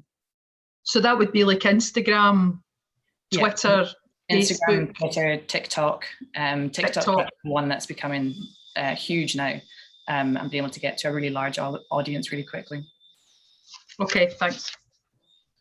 That's a good segue into the question I was going to ask, which is have you engaged with other larger companies from the point of view potentially partnering with them. There's a lot you need to develop to get this out to market. There's obviously other products, and whilst they're different, there's a potential connection there. Is that something you thought about, or are you keen and decided already that it's better for the business to go alone? Are you referring to businesses that are similar to our own in terms of product, or are you meaning sort of developers for doing the work? The former. The former, yeah. So so for us, we would like to partner with the likes of Strava. They are obviously targeting cyclists, and for our shorts, you know, we're targeting those muscles. And so Tour de France, all those sort of things. We have got, I'm heading over to San Francisco in a couple of weeks and hoping to actually get a meeting set up with them. And so that would start the discussions on that. But in terms of the, like I said, UK companies, we haven't really got anything over this side. So we are largely focusing on the US. But as I mentioned, we're looking to focus on, for our beachhead market, the college football teams, football, soccer and basketball. And we've got a lead with Stanford University at the moment. So I'll be having discussions with that. Great, thank you. Anything to add to that, Jodie? Put it in the chat, although the judges are just about to disappear. Well done, Jodie, and well done to all of our finalists. You've heard them all pitch, and now the judges are being sent away to a judges huddle to decide who the winners are in each category. They will be ably assisted by our very own Elaine Bone, who is already waiting for you in the other Zoom, and she'll make sure that there are no fights and that they're back here by 12:20-ish to tell us who the winners are. In the meantime, we're going to take a short comfort break and be back here at 11:55 to hear from our rising star, followed by a wee update on what AccelerateHER and Barclays are doing to support female founders. See you here at 11:55.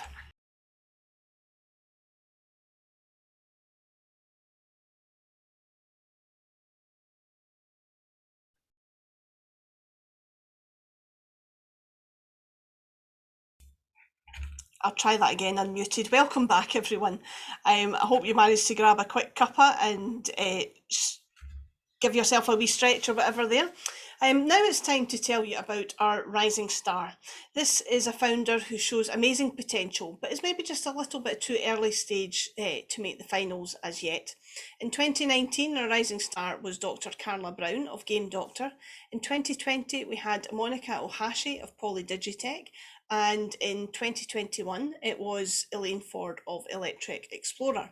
Yesterday, we were delighted to present Yumna Mohammed as the rising star for North of England, Northern Ireland and Wales.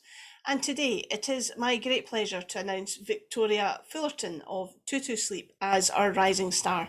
Victoria gets the chance now to present her 3-minute pitch without the pressure of the judges' questions or my bell. So Victoria, I'll hand over to you now. Thanks very much for that, Elizabeth. So I'm Victoria Fullerton, the owner and creator of Total Sleep, and we were established back in 2016. And I was looking for a solution to help me pinpoint when my daughter was tired and ready to actually go down for sleep.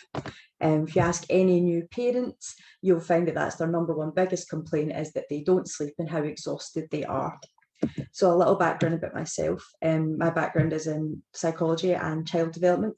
And like I say, it came about when I was looking for my child, and there was nothing on the market that was telling me exactly when she was tired. So that sent me down the rabbit hole of going back and looking at child development journals and psychology papers and trying to establish really what was it that drove a child's sleep habits and why they had to be down for a certain amount of hours and when their bedtime had to be. So today we have, we're on our 3rd prototype and we're due to launch in May, June this year coming. And we've been through 3 rounds of prototyping, and we were linked up initially with UWS to do literature research, Scottish Enterprise, who thankfully gave us our funding for our R&D. And I actually had to do a literature review with UWS and try and establish if there was anything there for my hypothesis. I discovered that there was a link between biometrics and children's sleep patterns that hadn't been identified previously. So I set about creating and designing a study and roped in 50 of my closest friends and families and their small children to take part in this awareness study. And miraculously, we had a positive correlation between our biometrics and our children's sleep patterns.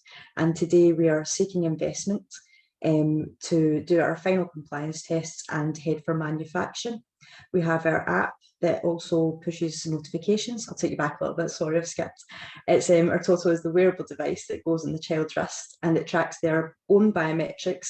So you're using the child's own biological needs for sleep, and measures their biometrics and tells the parent exactly when they're suitable to go down to sleep. So no more walking back and forward trying to get them to go to sleep at night. It also links to our app and notifies you of the correct timings that should be down, and it works independently and lights up.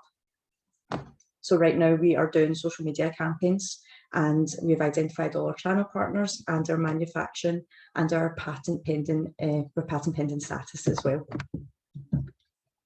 So it'll be no surprise to you as well that our research has identified that at least 65% of parents say that they struggle with bedtime and babies don't get the correct amount of sleep or naps. And our addressable market is 10 million annually across the UK, Europe, United Arab Emirates and North America, with an average spend of $13,000 in the baby's first year. Of course, we have competition just like anyone else, but no one has our unique selling points. There's a growing industry for wearable tech in infants and tracking their health patterns, but none are doing the exact thing that we're doing. The closest one we have is they predict via an app, whereas ours is actually pinpointing in real time and taking a lot of the guesswork out of sleep training and sleep coaching. So Total Sleep, with our website and our app, we're aiming to empower and educate parents as well on understanding why their child needs a bedtime and when they're putting them down to sleep, exactly why they're doing that. And in short, a happier baby with a happier parent makes for a happy lifestyle. So we're ready to give parents a total night's sleep. Thank you. Victoria, that sounds fantastic. It sounds like an answer to many parents' prayers. I certainly know when my son was younger, he went through a phase. I think they all go through a phase, don't they, of not sleeping properly. And my poor niece has got a 2-year-old who I don't think has slept a full night yet. So I think she'll be looking you up for sure. So what sort of reaction are you getting from the parents to the wearable? Because I must admit, as you were talking, what I was thinking there was what a nightmare it would be trying to get Ben when he was 1 to keep something on his wrist. So in our first beta testing that we had, 50 babies, and only one of them wouldn't keep it on. Oh, really? So yeah, we've identified quite a kind of soft usable material, so they've still got the 360-degree movement on their wrists. And that was between children of 8 months to 2.5 years, and they all kept it on, because that was my biggest kind of concern as well. Yeah, amazing. And were the parents quite comfortable with them wearing it all the time as well? I guess if it's going to give them a full night's sleep, they will be. So they only need to wear it when they're actually awake. So you can take it off during their nap time or when they're actually going down to sleep. It's just monitoring the levels of activity and fatigue to pinpoint it for you. Ah, okay. Excellent. Well, it sounds amazing, Victoria, and well done. I do love it when I come across someone who's seen a need and just done something to try and fix it. So well done. And hopefully Phil, you. Sorry, I will apologise. It was a bit rushed. I was worried you were going to ring your bell at me, so I was trying to push through. No, you get the luxury this year of no bell and no judges' questions, but hopefully with your hard work and the support that you'll get from ourselves and Barclays over the next year, we'll see you back here at the finals next year, and yes, then I will ring my bell at you. Fantastic, thank you. Well done, thank you, Victoria. Now our judges are now all in their huddle and making all the final decisions. The scoring should help them to make it fairly easily, but we'll fill the time here until they come back. And what I'd like to do is invite our CEO and founder, Jackie Waring, and Jolie, Area Manager for the East Midlands at Barclays Bank, to join me on screen. AccelerateHER and Barclays have had a great relationship for many years, and have taken it to the next level this year with our UK-wide partnership. So I thought it would be a really good opportunity to have a chat with Jackie and Joe to talk about what we're up to and how we are supporting female founders. Ladies, thank you so much for joining me. I hope you're both well. Have you enjoyed the pitches this morning? Oh, completely inspirational as always. Yeah, buzzing. Yeah, thank you so much for letting me tag along. I genuinely, I'm absolutely, this is the first kind of event I've been to like this. I've actually heard people sort of pitching about their business, and I have been truly blown away and inspired, actually, truly inspired by, it's great to hear female, you know, entrepreneurs out there. And I feel I've missed out completely there on sleep, because I'm just too late to the party on the for Victoria's thing there, because I've just come out the other side, but I had 4 years of no sleep. So yeah, I feel I've missed out a little bit. Oh, nightmare. Oh, well, hopefully it'll help people in the future in any case. Definitely. So Joe, I hope you'll forgive me for turning to Jackie first. I know we've had some exciting stuff going on this year, so I thought I'd let Jackie come in first with what's been happening at AccelerateHER and what's going to be happening. Oh goodness, there's just so many things. So do prompt me if there's anything in particular, Elizabeth, that I forget to highlight. But things in the last year at AccelerateHER have just been super exciting, and you know, a lot of that has been very much due to a partnership with Barclays, along with our existing partners that we mentioned earlier too. So the awards have just got bigger and better, really, because the more women that we can help UK-wide, the better. And that's been, as we've touched on, and Elizabeth has been illuminating, you know, who we've seen as great female founders already yesterday and again. So this has been really exciting, because I think, you know, one of the for all female founders is being able to see other women doing great things in their business. There's so much cross-fertilization from that in terms of innovation and ideas, but also it's like we all need to see people that we can, you know, be inspired by. And I think one of the things that COVID has done for us in particular is that although we all want more face-to-face again, the going digital and that accessibility has been fabulous for those of us. And I'm not sure Victoria with her innovation will relate to this, when you are juggling, you know, so many other aspects of your life and children and maybe elderly parents as well. Having the flexibility in how you operate and run your business is really, really important. And I think we've found that building of community amongst female founders UK-wide, you know, even before we try from these wonderful women in other parts of the UK, you know, we simply could not turn that away. And of course we didn't want to do that. We wanted to get more and more fabulous women actually supporting each other as well as what we were doing for them. But you know, so that's been building beautifully over the years and really accelerated this last year. And you know, thanks to Barclays' support, as well as Scottish Government, and as well as very much Scottish enterprise, and I'm going to come back to that. What we've been able to do is a lot of really specific investment readiness and growth orientated coaching now with female founders across the country. Some of it related to Scottish Government, those are Scottish female founders, but there's a whole different levels of activity going on there, where what we're doing is we're working with angels from Investing Women Angels. So these are all of us women. I'm an angel within the group and an investor in the group. And because we've been doing this for quite some years now through the group, we know what investors need to see and how, you know, what does actually make an investable business. So actually having that expertise when it comes to the coaching and mentoring, call it what you want, because not everybody calls it coaching. It doesn't matter what you call it. It's actually just helping people through that journey is completely invaluable, because those of you that have been on the investment journey already know only too well it isn't an easy one. And you know, having people to guide you through it that know what good looks like, that can help you you know, be really ready for it before you go live on that journey with anyone. You know, undoubtedly increases the probability of success. So,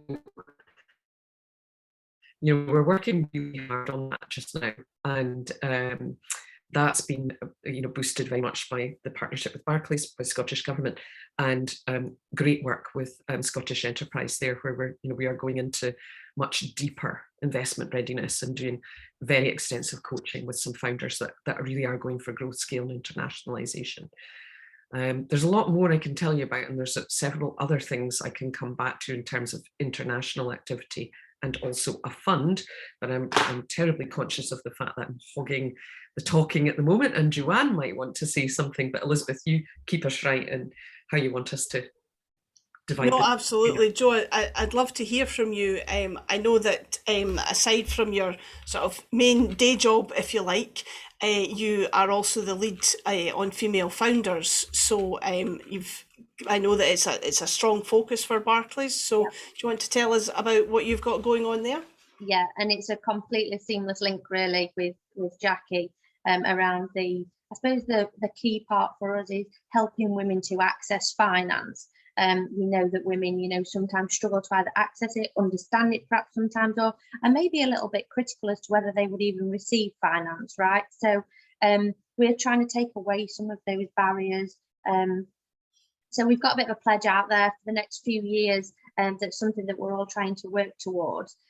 But just to let you know briefly, at Barclays, what we've set up now in the SME world is I head up women in business nationally for SME, but then I've got 26 other champions that work up and down the country. So actually, if anybody reaches out from a client perspective, new prospect, we can sort of put you in the right place with somebody more locally, so that you've got that local point of contact.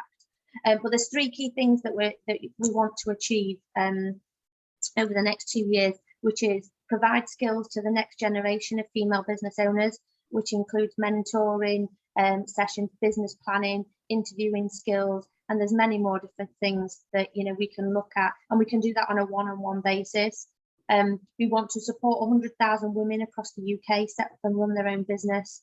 And then the third thing on the pledge is we want to help women who are thinking of starting their own business to, like I said, access finance and maybe take up some of the great family-friendly products that we've introduced. So this year, sorry, not this year, the last quarter of last year, we introduced a 12-month capital repayment holiday that is available for females and males actually to apply for when they take out any borrowing with us, because what this does is the 12-month capital repayment holiday can be used then if you go on maternity leave, you need to care for elderly parents, whatever that may look like.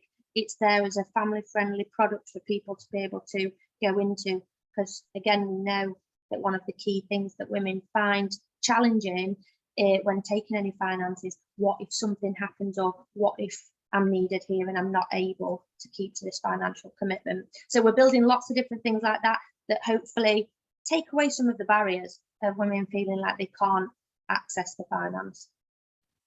That sounds great, Joanne, and I think it's quite interesting what you say about female founders and accessing finance, and this is something we see all the time. Female founders are actually more risk aware, is what we would say about it, and so instinctively borrow less, but that doesn't mean they don't achieve more. In fact, I think statistics, Jackie will correct me here, I think statistics show that they do more with less.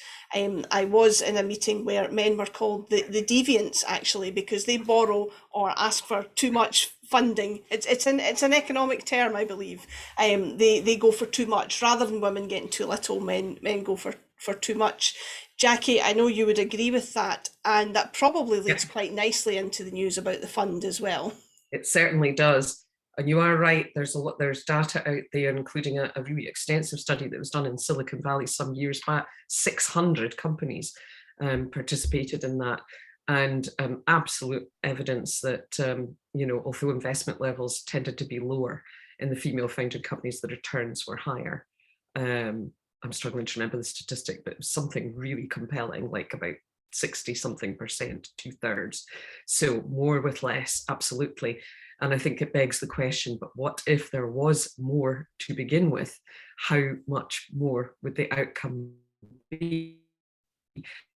And that's the critical issue that's looking at Barclays, because there's so much activity going on in the investment marketplace, but it's quite it's a sophisticated and long-established industry in Scotland in particular, and a lot of that angel investment is going in at later stages now in companies. So actually, the early stage and getting started is the hardest bit in terms of finding that investment. And even ourselves, with 90% plus of our investing women angels having gone to female founders, we'd have to be massively bigger, to address that problem. And it's the same for everyone. So what we are doing right now, and I'm live on chairing this actually, is working collaboratively with Scottish National Investment Bank. And we are very much speaking to, and we'll be speaking more with Scottish Enterprise on this as well. But we are creating a fund for female founders in Scotland. So this is a first in Scotland. The thing, unfortunately, do not have play.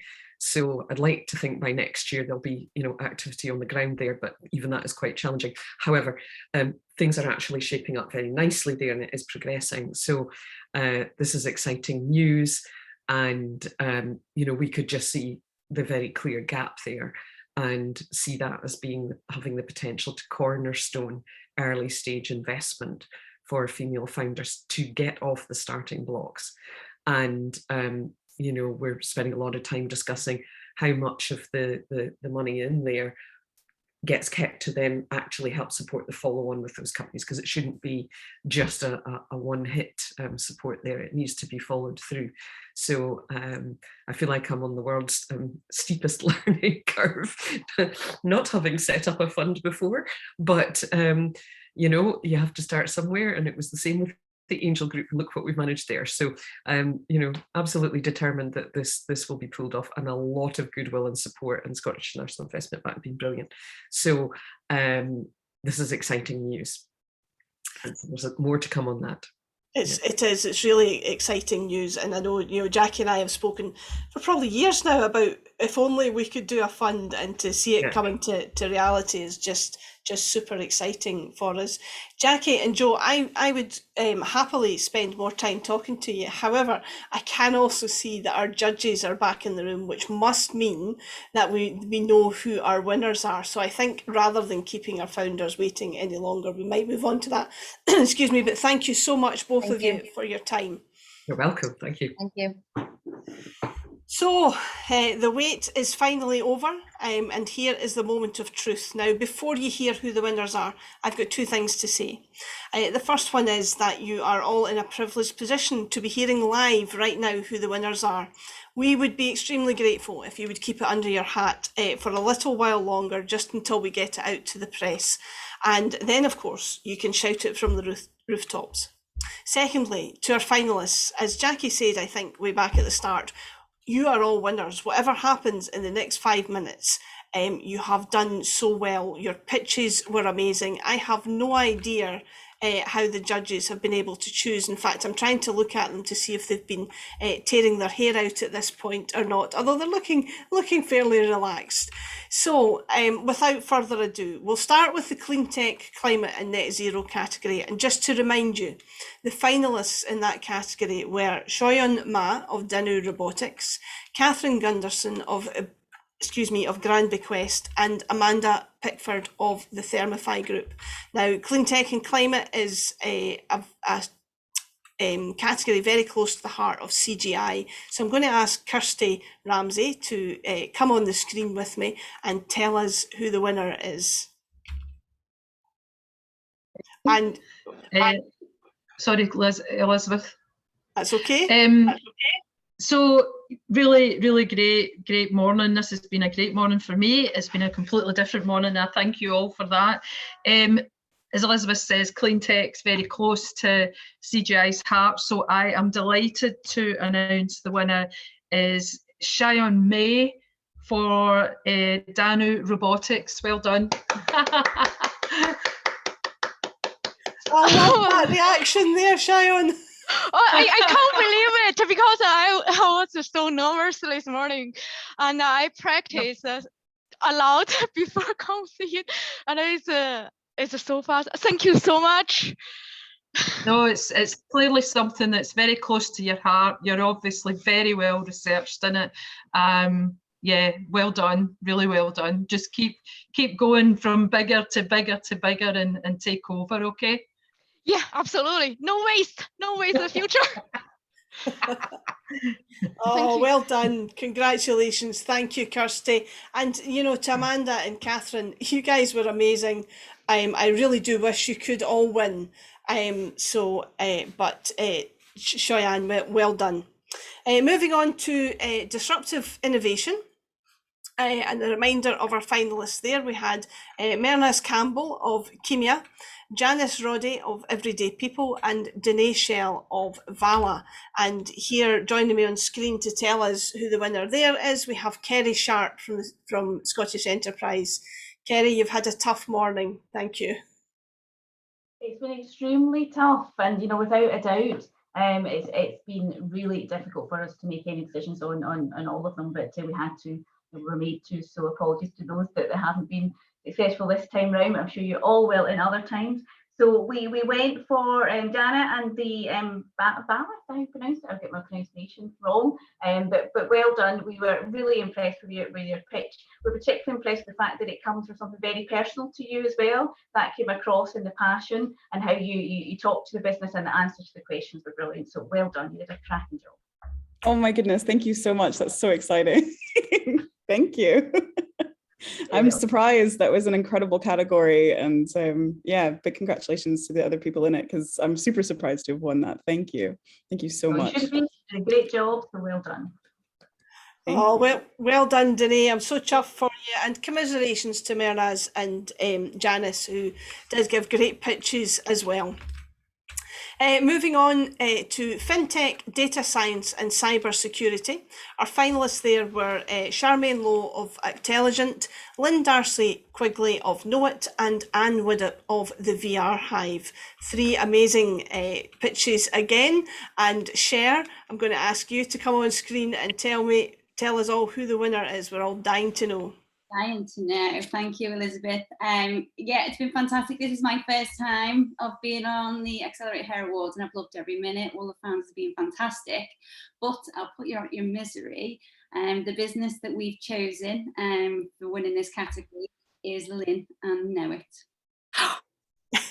Wow! I can't believe it. Well, believe it. Oh my God! Thanks very much. Very well done. Oh wow, thank you guys. Oh, second time around, Jackie and Elizabeth.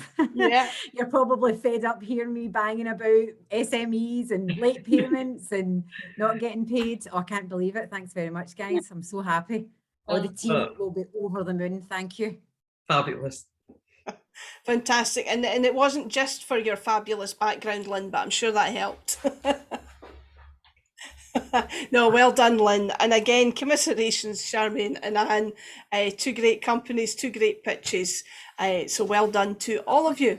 Okay, last but definitely not least, we move on to the Science and MedTech category. Our finalists there were Ishani Malhotra from Carcinotech, Karen Gardner of Purple Orchid Health, and Jodie Sinclair of Theo Health. We've run out of judges, so I've asked Jackie Waring, our CEO and founder, to come up and announce the winner of that category. With great pleasure, those were three absolutely phenomenal pitches, and God, it must have been torture for the judges making a choice here. But I am absolutely thrilled to announce that the winner of the Science and MedTech category is Ishani Malhotra of Carcinotech. Oh, Ishani, I am just so thrilled for you. Second time round, you as well, yes, Ishani. And you know, I just wanted to say, sorry. Yeah, sorry, continue, yeah. No, it's fine, Ishani, you speak, yeah.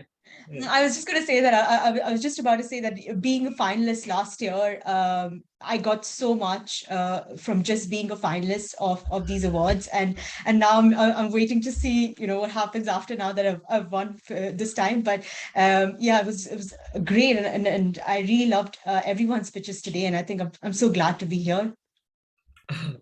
Oh, thank you, Ishani. I mean, honestly, I mean, we know so much about you being with us on missions and all sorts, and just seeing the progress in the company and knowing that you are in a sector of the future without a shadow of a doubt is just so exciting. Couldn't be happier for you. Well done. So thrilled. And just Karen and Jodie, you were both absolutely superb as well, and really exciting future ahead too. Hope to see you back. So well done, everybody. Brilliant. Absolutely, well done, Shani. Delighted for you, and to Jodie and Karen, as Jackie said, come back next year. That's actually 2 of our winners this year were here last year as well, so it shows that persistence pays off. So to all of you who haven't been chosen today, come back next year. It's no guarantee, of course, but you are all fabulous, so I wish you could all win. I'm going to ask Alison just to bring our winners and our 3 judges, and Jackie and myself, and our rising star up onto the screen, just so that we can take a quick screenshot. It'd be much better if we were all in person and we could be standing and getting photos taken, and perhaps opening a bottle of something fizzy. I know it's only just coming up for 12:30, but it must be 5 o'clock somewhere. So if you all take a wee minute just to smile for the camera, then one of my colleagues will take a nice picture. I'm so sorry, Elizabeth, I can only get 9 on the screen and I've got 10 people to add. Right, well, how's about you take me out? Yeah. There we go. And that works, you see? They're all on the screen now, so let's see them smile nicely and we'll get a photo of that. Terrific. Okay, well, I think that is a wrap. All that remains for me is to say a few thank yous, and I'm going to start with our amazing judges, Kirsty, Kerry and Cher. What a terrific job you did. Really tough job for you, ladies. I'm so glad I wasn't having to choose, but you did it all with a smile on your face, so well done and thank you very much. To the AccelerateHER team, Alison Jones, who has been behind the scenes doing the tech for us all day today, spotlighting and everything else. And to Holly, Bruce, Caroline Mitchell and Elaine Bone for all the hard work they've done today and in the lead up to the awards throughout the whole process. I couldn't do it without them. And of course to Jackie for starting all this in the first place. Wouldn't be here without her. So thank you, Jackie. And a thank you to our partners, of course, Barclays Eagle Labs, the Scottish Government, CGI UK and Scottish Enterprise. You're all an absolute dream to work with. We really love working with you and can't wait to see what we can achieve next year with you. Thanks to all our finalists and in fact all the award entrants for stepping up to the plate and showing us the very best that Scotland has to offer. And to our audience, thank you for watching. I hope you've enjoyed it and I hope you understand now when I say that I have the best job in the world. And with that, I'm going to hand back to Jackie for the final word. I'll keep this short, folks, because I think we want to end on such a high note, but there is one obvious person to add to the list of thank yous, and that is Elizabeth for being a superb MC. As you can guess, the whole team and the amount of work that goes into this is really quite enormous. And Elizabeth is the one who holds it together. So well done, Elizabeth, it's been brilliant. And really, I just want to add my thanks again to everybody, our judges and our partners. But I think, the stars today are all of you as the founders, all the participants and our finalists today and our rising stars. You inspire us all every day with what you do, and you're shifting the dial for female founders throughout the whole country, going for great growth, and just keep doing what you're doing because you're inspiring so many other women, and that's what we want to see. So well done, everybody. I hope you're going to open that bottle of something bubbly later on. In fact, yeah, now if you like, no problem. Go celebrate, and wish we were there to celebrate with you, but we hope to see all of you again. I'm sure we will very soon. Thank you, everyone. And with that, folks, thank you very much. See you all this time next year. Goodbye. Bye, everybody. Thank you. Bye-bye.